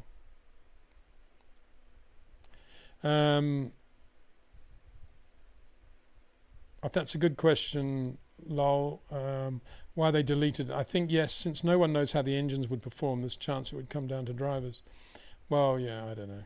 I don't believe that this new category is designed to distinguish between the driving styles of Isaac Hadjar and Liam Lawson. I don't believe that's the case. I think this new category is all about 50% electrification and lots of artificial aids to try and make Formula One look incredibly exciting and fast in a straight line. Volts, I think most people will be blown away by the old engines. It was truly incredible. It's a deeply regrettable change. Well, it is. And you got to blame Jean Todt and Bernie a lot for that. As I said many times, Formula One should have had the brains to create its own Formula E, which runs within its own package, weekend package. That would have dealt with the whole business of the future in terms of energy. And the team should have been directly involved with that Formula E, creating the cars. The Formula One drivers should have done the odd race or two. Formula E as a separate entity should never have existed. And Formula One should have continued on the path in which it was very happy. V10 engines, lots of noise, relatively cheap, very reliable. But whenever it came down to new sponsors coming into the sport because they want to see where it's going with renewable energy and electric cars, they've got all that as part of their weekend race package. That's how it should have been done, but it wasn't, because Bernie and Todd fell out over Bahrain. When the Civil War was on there, Todd went off and did Formula E, and that basically then messed everything up, and Formula One went to hybrid engines in response, and that messed everything up. M.A. Khan says, M. Hughes on driving styles echoed what you said about Mansell having phenomenal sensitivity in short corner style. He said in that era cars were not equal in weight. Nigel had a weight penalty of 30 kilos against Prost. He believed Mansell was the quicker driver. Newey told Hughes Mansell would have beaten Prost easily in the 93 car. Yeah, well, the general wisdom at Williams in 93 was that Prost was anything but the professor and didn't really embrace the active car in the way Nigel had. And they were a bit disappointed by that, even though he won the championship. I wasn't around, so I can't really say anything other than what I heard from the team at the time, that Prost was a bit sort of nonplussed by all the buttons and the way the active thing worked, and he thought it was all a bit over the top and complicated, whereas Nigel was totally into it. So that's that second part. The first part, yeah, I mean, good to know Mark's a good bloke, and good to know that he sees that about Nigel, and he's absolutely right about the weight. Nigel made up for the weight disadvantage in other ways, muscle, strength, just generally being larger than life. That was part of his persona. And don't forget, in those days, of course, we could move, not the drivers, of course, but you could move the weight around. And so having a weight disadvantage was not just weight, it was also some ballast maybe they could move in the PK car, but not the Mansell car. So that was another reason why Nigel did so well, when you take all that into account too. But yeah, very strong guy. And Nigel, as I say, in 78, getting there in the end, 78, when I first met Nigel, he was super fit. And he'd go running in army boots. Forget the trainers, it was army boots. That's how he perceived hard slog running to be.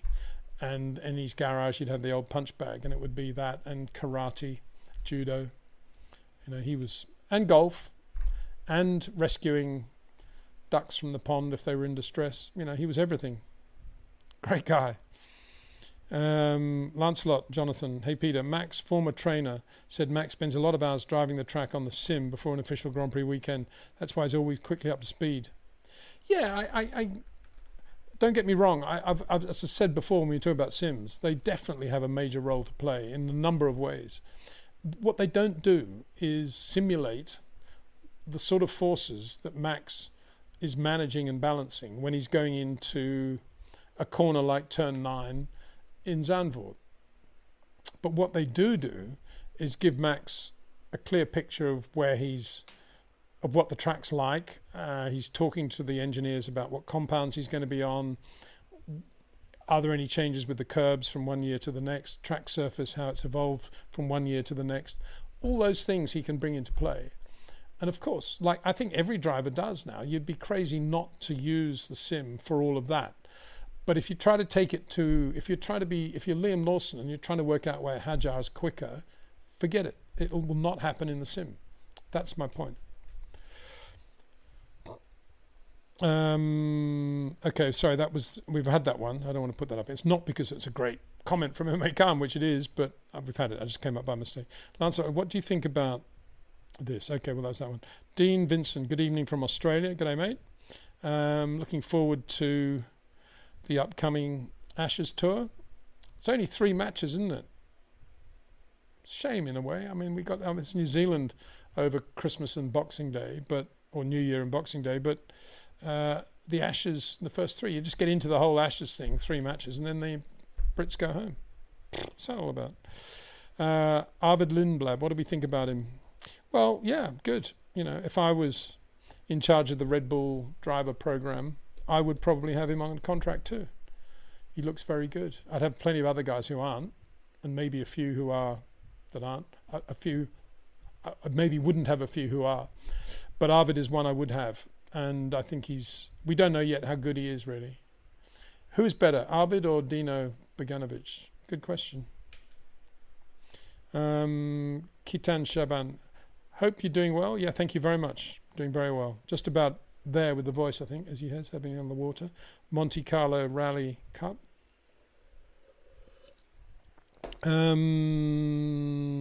Nicola Losa. Hi, Peter. Thank you for showing your expertise as always. Could you please rank this trio, single-time World Drivers' Champion? Rosberg, Button, Raikkonen. Thank you. Rank according to what? He says, fudging it. I'd say Kimi. I think Kimi at his best, and I don't think he was at his best at Ferrari. I think he was at his best at McLaren, but he was sort of almost at his best at Ferrari. Kimi at McLaren was, in terms of technique, about as good as it gets. Front and rear of the car, softness of touch, short corners, traction, Perez-like traction. Very, very good. Jensen, Perez-like traction, very, very good. Foot coordination, never guilty of, time-wasting brake overlap. Always very precise. Not very good in crosswinds, flick oversteer. Understeer, not his greatest thing. Probably about the same as Mika Hakkinen when it came to handling understeer. Jensen and Mika about equally as confused by understeer, if that's the right word. Rosberg, yeah, very good. I mean, amazing car control. Brilliant that we saw Rosberg. Are we talking Nico or Keke here? Not clear. I'm talking Keke. It was great that we saw Keke in an era when he could drive cars like the 10B Honda around Silverstone at 160 miles an hour and driving on the back end of the car and just knowing it was there for him, those very stiff Patrick head rear uprights and drive shafts, and the whole thing was just Keke Rosberg stamp the cigarette out underfoot and get in the car. I think he had more of an issue at McLaren with the front. I mean, he was quick at McLaren, but when it went to understeer, it was difficult for him to be right there with Prost. He was much more of a sort of feel the rear of the car, great car control, very aggressive in traffic sort of driver, very consistent. A bit like Carlos Sainz today when Carlos was at Ferrari, really in a nice groove, getting the car to work well. Mexico, good example. And Keke, very good at driving cars that weren't the best, absolutely at their limit. He drove bad cars very well, in other words. And that was always a great thing. Good in the wet, very good in the wet. But of the three, I would say the most classically pure was Kimi. If you're talking about Nico, I would put him very similar to Jensen. Probably better, more, yeah, very similar to Jensen actually, I think. Very similar. Slightly different. I mean, I don't think he was quite as lost as Jensen with crosswind and possibly was able to use more tools and was a bit more deft maybe with the footwork when he had understeer. But I'm not sure he was as good as Jensen in terms of power application and accuracy in braking and things like that. So I think it was 6 of one, half dozen of the other, but very similar overall to Jensen. Right. A few more questions. Need to pag it in fairly soon because school's restarted. Got to go and get that sorted out fairly soon. We've got golf after school, plus Dexter, plus lots going on. Dexter long perambulation. Volts. I've always thought the vegan diet has hurt Hamilton's performance. It's rare top-level athletes do well on that. Well, interesting.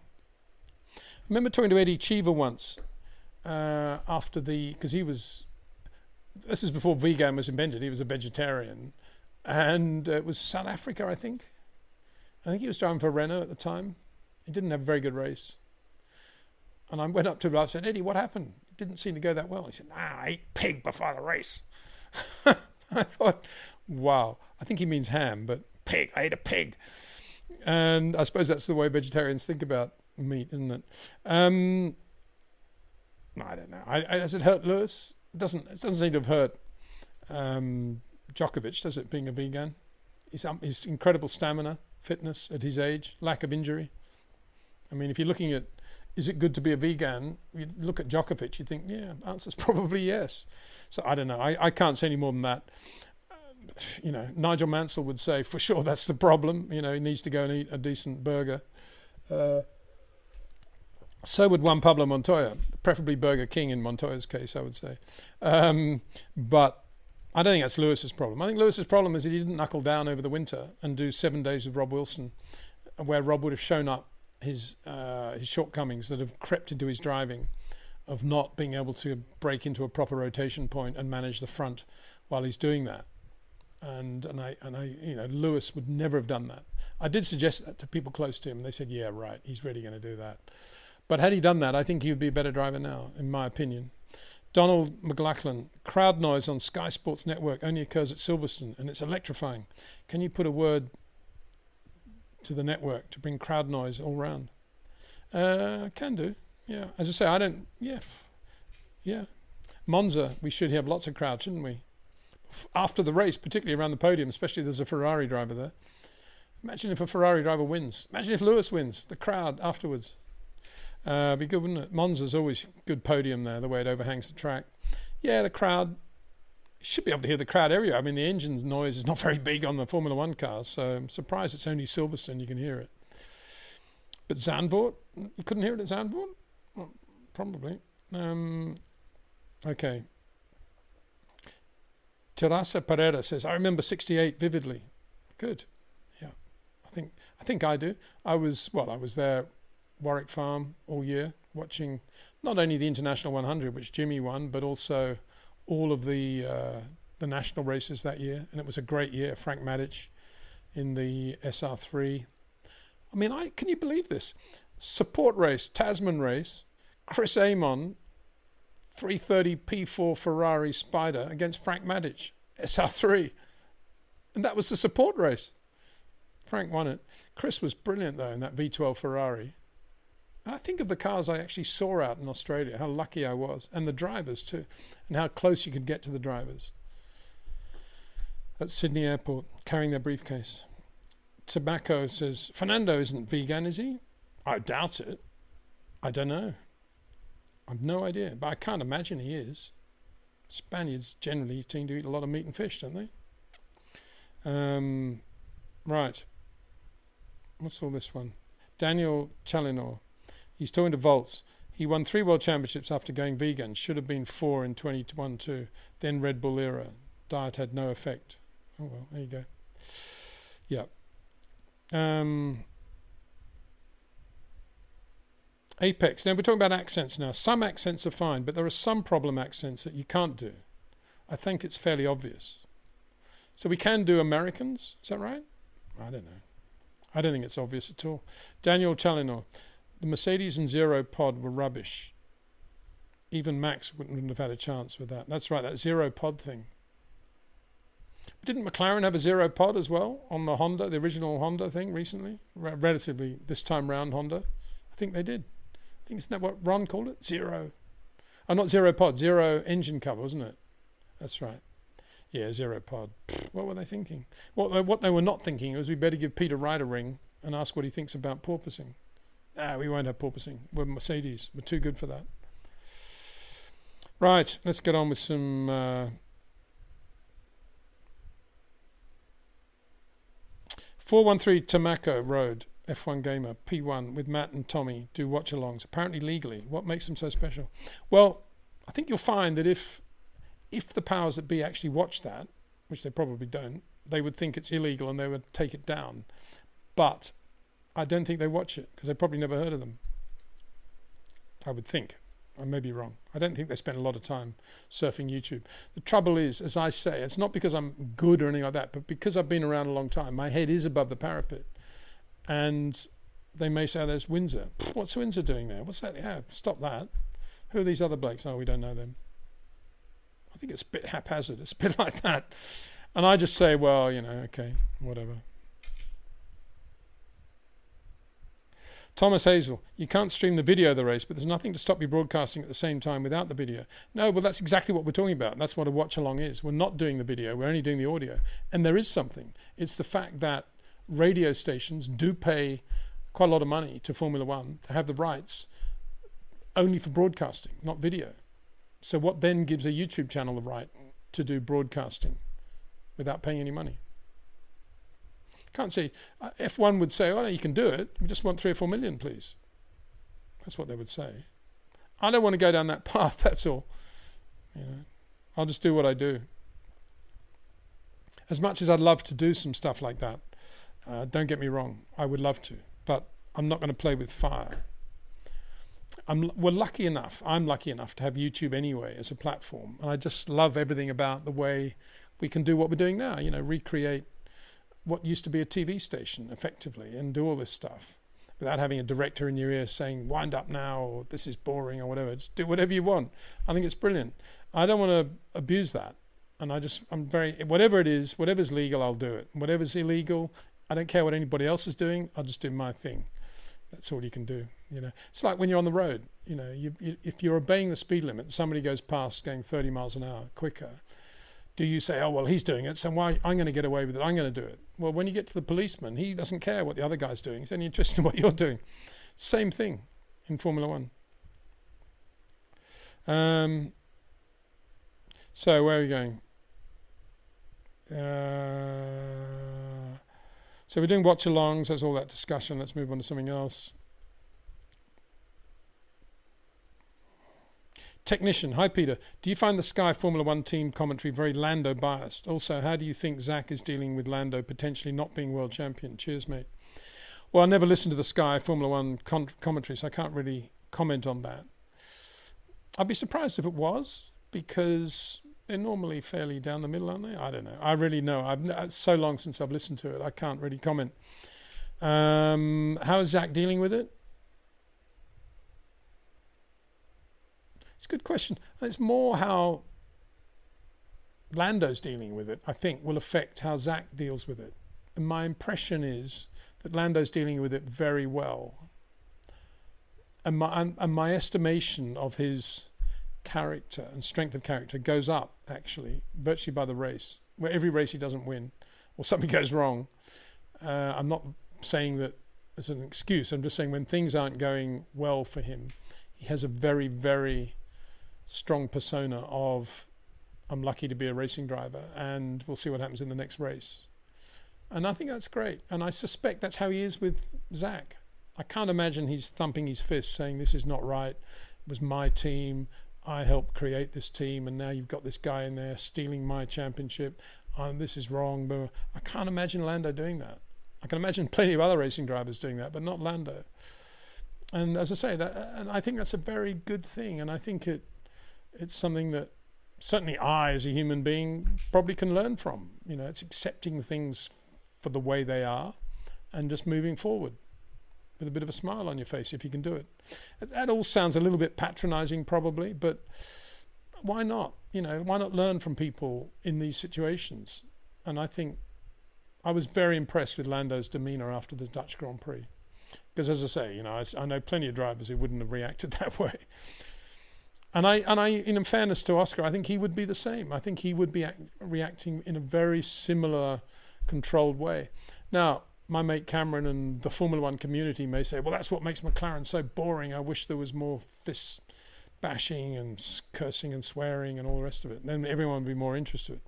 But anyway, I'm not like that. I just quite like learning from other human beings. If they're doing things that I think, wow, I couldn't do that, that's impressive. I'm going to see if I can be like that in my own issues. And so, yeah. And I think Zach will feed off Lando's maturity in that respect. Deep down inside, I'm sure Zach would love it to come down to the last race and maybe Lando just get it, probably. Only because he's been with Lando for so long. But I don't think that's going to happen, is it? Apex twin Apex. So there's a nice double Apex right-hander, left-hander. Maybe the Red Bull and Racing Bulls should swap liveries. Only the geeks would realise. That's a good point. Yeah. 413 Tamako, has there ever been a definitive determination what caused Senna's crash at Williams? Was it badly welded repair on the steering wheel? It certainly wasn't the steering column.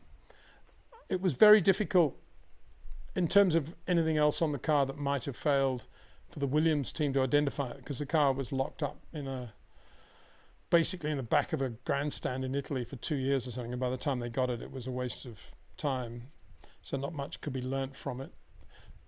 But if you look at all the circumstances and all the build-up to the accident, it all points to tyre pressures and tyre temperatures and very stiff car, very low ride height, and bottoming out at the front, and the front wheels coming off the ground momentarily. And when they come down, he's on the marbles and just skates off to the right, and he's a passenger. Why was he going so quickly over those bumps at a restart with cold tyres and no tyre pressure? Because Michael Schumacher was behind him, and he didn't want Michael passing him going into Tosa in what he felt was an illegal Benetton, and he was determined to be in front and go through over those bumps flat. Bumps that he told Damon in the teammate car to be very, very careful of, even when the tyres were hot and high with pressure. So Ayrton did these things, and he took these risks, if you like. A bit like the Cadwell Park Formula 3 shunt he had, when you go over a brow and it goes to the left, and he wanted to see if he could get flat over the brow, and he just went too quick for the car, basically. He got airborne, crashed straight into a marshal's post on the outside. Very lucky not to be injured. Rode off the car. But that was, Ayrton did those things, just absolute blind commitment to something that he wanted to do. I think he was also slightly offline as well, because Paul Henry has got a photograph of Ayrton leading the pack out of the chicane at the start of that flying lap, and you can see a piece of bright blue Benetton, a shard of carbon painted bright blue on the track, Benetton bodywork from the JJ Leto shunt at the start, which hasn't been cleaned off the track. And Ayrton, certainly from Paul Henry's perspective, you can see the little blue bit of bodywork. Whether from Ayrton's perspective you could see it, I don't know, but I'm assuming you could. And if he saw that bit of bright blue bodywork, he might have moved a little bit offline to avoid it, and then put himself even more in line with the bumps that then caused all the trouble. Of course, that bodywork should not have been there, because they should have, as I said earlier, they should have stopped the race after the shunt at the start, cleaned the track in a normal way, serviced all those injured in that start line shunt in the grandstand, and there were injuries, and then restarted the race when everything was set again. But they didn't. They just sent out a safety car, and that was the beginning of all the problems, really. Transporter 8. Good morning, Peter from Connecticut. Different question. Which driver do you think was the best at resetting themselves after a long holiday? We didn't really have long holidays until this August break thing. And since then, just look at it doesn't seem to affect anything, does it? I think having a decent racing car with good ground, good downforce, good balance, good grip is much more important than whether or not you've drunk too much beer or eaten too many hot dogs in your August break. So I think it's all down to the car still.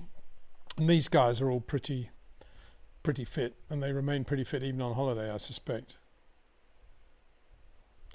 Shaq, dear Peter, is all hope lost for fans of Lewis? Will he ever be consistently as quick as Charles?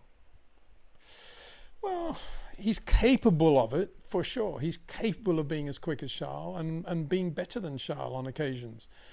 But he hasn't yet gone back to being the driver that he was in 21. He's still 80% the driver that he was in a bad Mercedes, trying to get the car to stop and living with porpoising and living with changes of grip level from corner to corner and trying to build up a stable platform with tire temperatures that worked to compensate for all of that. And the older he gets and the more frustrated he gets at the situation, the less likely he is, I think, to open the vault and look back at where he was in 21 and rebuild his style. I mean, in tennis or golf parlance, he basically needs to rebuild his golf swing or his tennis swing, which they've done over the years, various tennis players and golfers, very well to compensate for injury or racket upgrades or whatever it is. But in Lewis's case, because he's a racing driver, it's not considered to be fashionable or cool to admit that you've got to rebuild anything in your own style. It's always the car, or it's always the team, or it's this or that. It's never you. It's the way racing drivers are. And so I doubt it, to be honest. I think it'll just be more of the same. We'll see. As I keep saying, I think he's got a little bit nearer to where he used to be, and we saw that at Silverstone. Then Hungary was a mess. Then there was the August break. Zandvoort, he wasn't that far away from Charles, and now we go to Monza.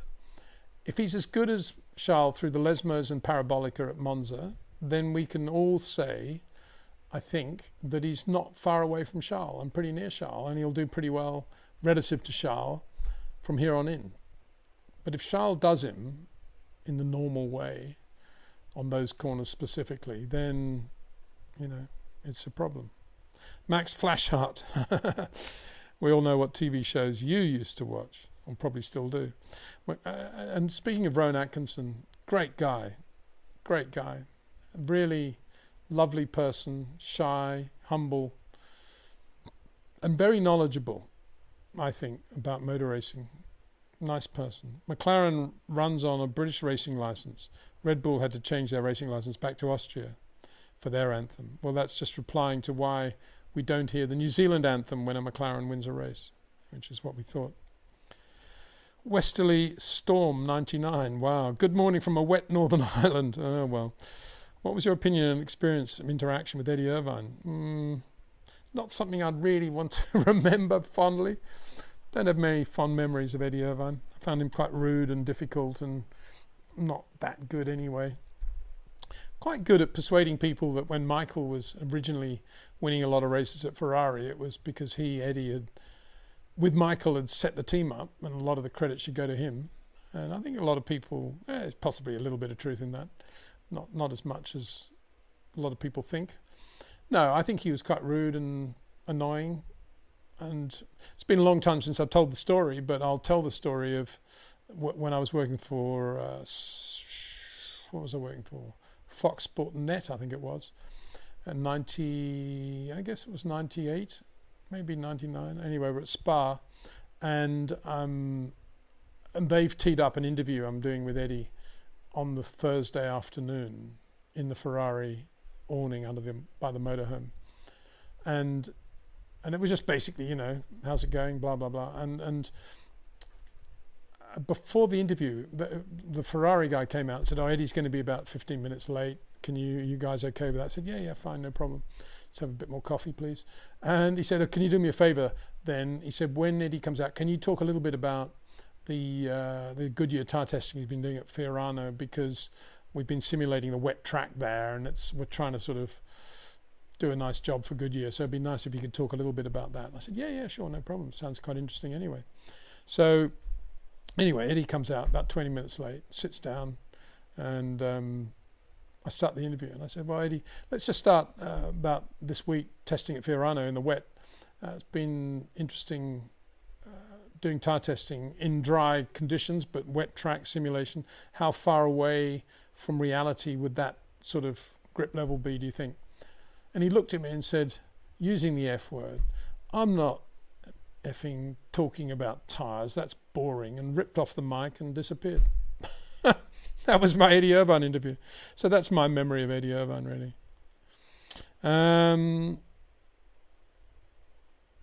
I think he did have slightly sort of, shortish corners. He certainly wasn't a wide turn-in merchant oversteery, and he certainly didn't turn in as late as Rubens Barrichello. But he was, somewhere near Felipe Massa, I would say, in that. Not as good as Felipe overall, but had his moments when things were right. Incredibly, he didn't win the '99 World Championship, really, with Michael with the broken leg, and he still managed to blow it at Suzuka with that shunt he had. But then he would have been the first world champion in the history of the sport, I think, never to have had a pole. Isn't that right? I think that's the stat. And then, I still think Mika Salo was wrong to give that win to Eddie Irvine in Germany. And actually, on that matter, I couldn't help thinking about Hungary 2024 when Lando lost his P2. It seems a long time ago, doesn't it, that he's there leading a race and slows down to give the win to Oscar Piastri. And then you fast forward to Zandvoort. There's Oscar. Nothing to do with Oscar now, but then Lando loses his P2 and potentially the World Championship. I know they're different years and all the rest of it, but when you think about those two things in juxtaposition, long way apart, aren't they? Jez James, hi Peter. When Sterling said he's lost something to drive Formula One fast after his big shunt, maybe referring to the touch and feel and gift to see speed in slow motion. I spoke to Sterling a lot about that, and he thinks that he probably came back a little bit too soon, and had he waited another 6 months, he might have made the decision to continue. But it wasn't based on what you've said. It was all based on his concentration level. He felt, even when he drove that Lotus 19 at Goodwood after the accident, that he had lost nothing in terms of his peripheral vision, his balance, his feel for the car. But what he had lost was his ability to reproduce that over a 5-lap period of perfection with perfect concentration. And the concentration had gone. That's what he always said to me. And he feels that was because of the amount of time. Retrospectively, he felt that was the amount of time he'd spent unconscious in the hospital. And had he waited, as I say, another 6 months, he thinks that concentration level would have come back to where it was. But it was too late then. So there we go. Vita Health says, when did they say yes, Senna died. I would think that if a driver dies on track, the race is done. Okay, guys, let's race. Not quite sure what you're saying there, but I think the point is that Bernie, quite correctly, based on what had happened after the Von Trips accident at Monza and the Jochen Rindt accident in '70, when the police basically impounded everything, didn't want that to happen at Imola. And so he made sure that the record of Ayrton's passing was en route to the hospital or at the hospital, not at the track, which, to put it bluntly, was one of the jobs that Sid Watkins had to do.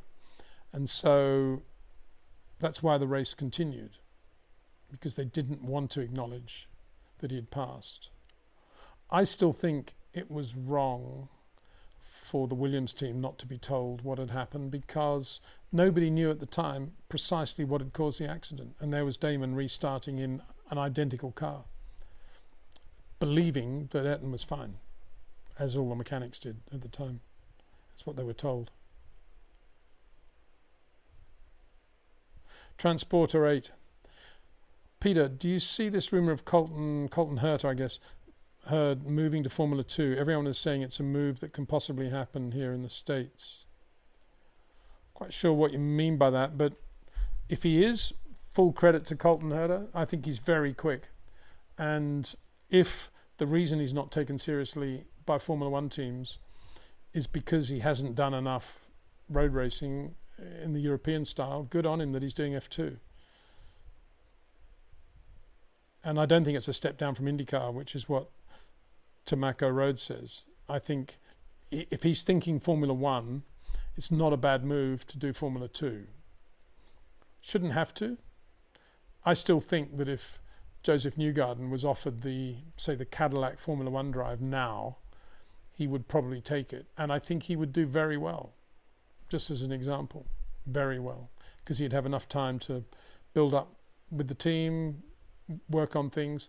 I mean, when I was trying to do that American Formula One team, I got Newgarden over with Connor Daly, both of them to do days with Rob Wilson, because I felt both of them would be capable of Formula One with us. And Rob said Newgarden was brilliant.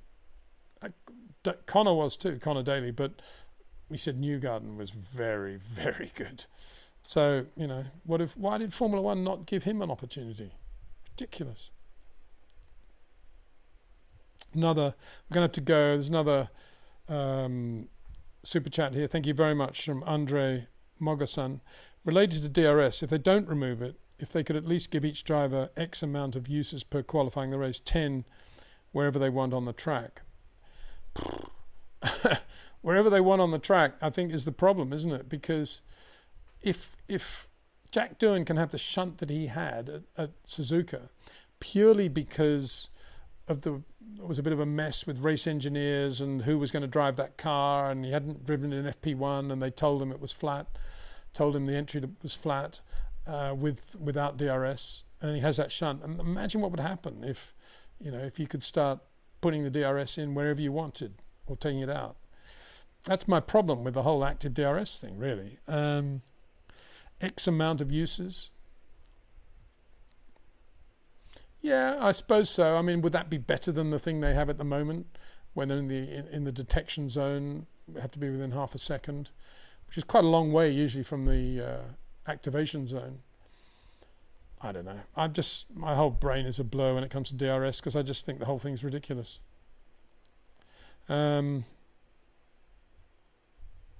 So, Dejan Vukov.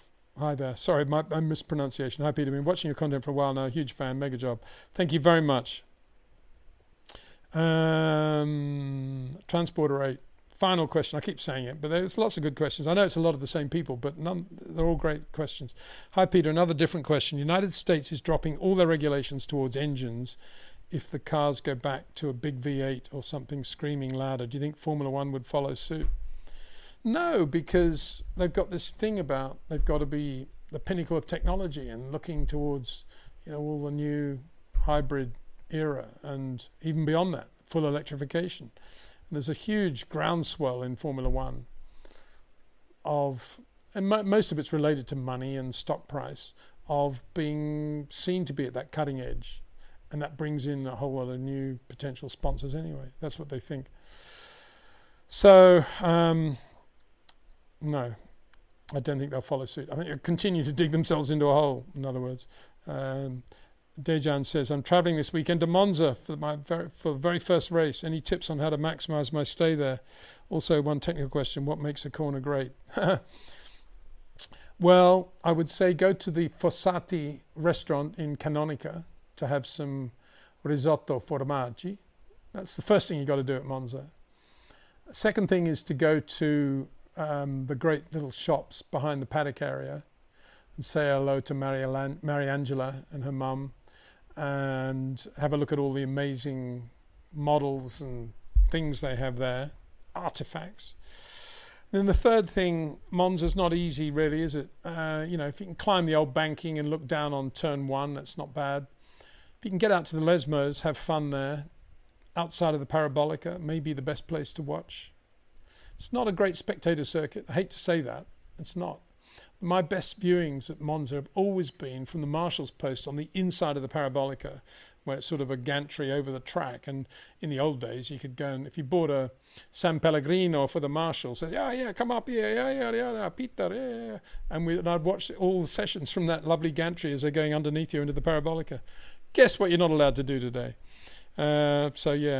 Short of that, don't get too excited. Just enjoy all the peripheral stuff at Monza. There's another super chat here to end with Peter Hughes. Lewis must remember the old Lyons. Wouldn't he wonder about that and the Charles Lyons? Well, it's a good point. But no, I don't think he does. I think, and if so, I don't think he necessarily feels he's doing anything differently anyway. I think he probably feels that he's doing exactly the same thing as Charles. And the telemetry probably proves it, which is where he's going wrong, because he's not. But it's very difficult, especially if he won 7 world championships, to say you're doing anything wrong, really. It would be his feel for the car. And how many times is he behind him anyway in practice? Doesn't matter in the race, because in the race Charles driving a different lap. He's driving the lap he needs to drive in order to try and do something about Hadjar or Antonelli or whatever he's thinking. He's driving a different lap. The only way Lewis would ever learn anything from Charles would be if they were absolutely on their own together and he was not focusing on his car, he was focusing on what Charles doing. And the differences are so small and the speeds are so high. The difference in turn-in, even into turn 9, they're in 6th gear when they're approaching 9, and Charles would be turning in maybe, I don't know, that much earlier than Lewis. Would Lewis see that? I don't think he would. I mentioned once that I thought Oscar had learned a bit from following Max at Monaco. Slightly different at Monaco because the speeds are slower. And there are places where at slow speed you can really, shorten the corner. Tabac, good example. It's not that slow, but it's slowish. But in general, I don't think Lewis would learn anything following Charles like that. And if he was focused on Charles, he wouldn't be going quick enough anyway in his own car. Charles would just disappear. I think this is a good one to end from. Roger Reed, hi from New Zealand. Go Liam. Pretty simple, isn't it? Absolutely straightforward. No doubt about what that's all about. Good stuff. Speaking of which, there's another great video on YouTube showing the street race in Dunedin. What was it? 1960 maybe? 59? Denny Holm wins it in a Cooper. But it's good stuff. Dodgy street race, spectators down both sides, not much protection. Street race Dunedin, New Zealand. New Zealand's always been a great motor racing country. Actually, I will finish actually with one little thing. When I was ill with the laryngitis thing, I was reading through some old Autosports and I came across a 69 Can-Am report by the great Pete Lyons, one of my favourite writers of all time. And it was when the Bruce and Denny Can-Am show was in full swing. It was going to be a McLaren winning every race. Depends on which driver though. Bit like today, very like today. And he describes being with Bruce and Denny before qualifying. And qualifying's begun, I think. And this, as from memory, the picture that I got from Pete is they're sitting on a grass bank and Pete Lyons is with them as well. And Denny's sort of lying down as he does with a bit of grass in his mouth between his teeth, and Bruce is having a look at the cars and he's got a coffee going. And neither of them wants to be the first to jump to get into the car and go out and do the qualifying lap. And you can tell that each is waiting for the other. And Denny starts playing with the mask with his helmet and looking at it a little bit, and Bruce starts putting the coffee down and they're looking at one another and having a bit of a laugh. And eventually Denny can't stand it anymore and gets up and saunters over to the car, hoping that Bruce will do the same. And Bruce just continues to sit on this grass bank, and Denny gets in the car and does this phenomenal lap time. By which time Bruce is just getting into his McLaren Can-Am car and goes out and beats Denny by a tenth or two. Just wonderful, beautiful bit of writing. The Bruce and Denny show rolls off the tongue quite well, doesn't it? And the way you can say it now, I think, is the OscarLando show. It sounds, well, OscarLando sounds better than Lando Oscar, and probably appropriate as well, given the way the points are. But you take that word "and" out, it's just the OscarLando show. And it's, there we are. So there we are, actually. I'm going to have to go now, guys. Thanks so much for your support and for everything that we've gone through today. Great questions, really good. And I'll try. I don't know if I'm going to do another live stream before the race, but if I do, maybe I'll see some of you then. If not, I'll be back doing the normal videos Friday, Saturday, Sunday from Monza. And looking forward to that very much. Big thanks to Jetcraft, to OEM Exclusive, to REC Watches, and of course to TrackNinja for their support of this channel. All great companies, all great products. All details in the description below this video. Please support them if you can. See you very soon.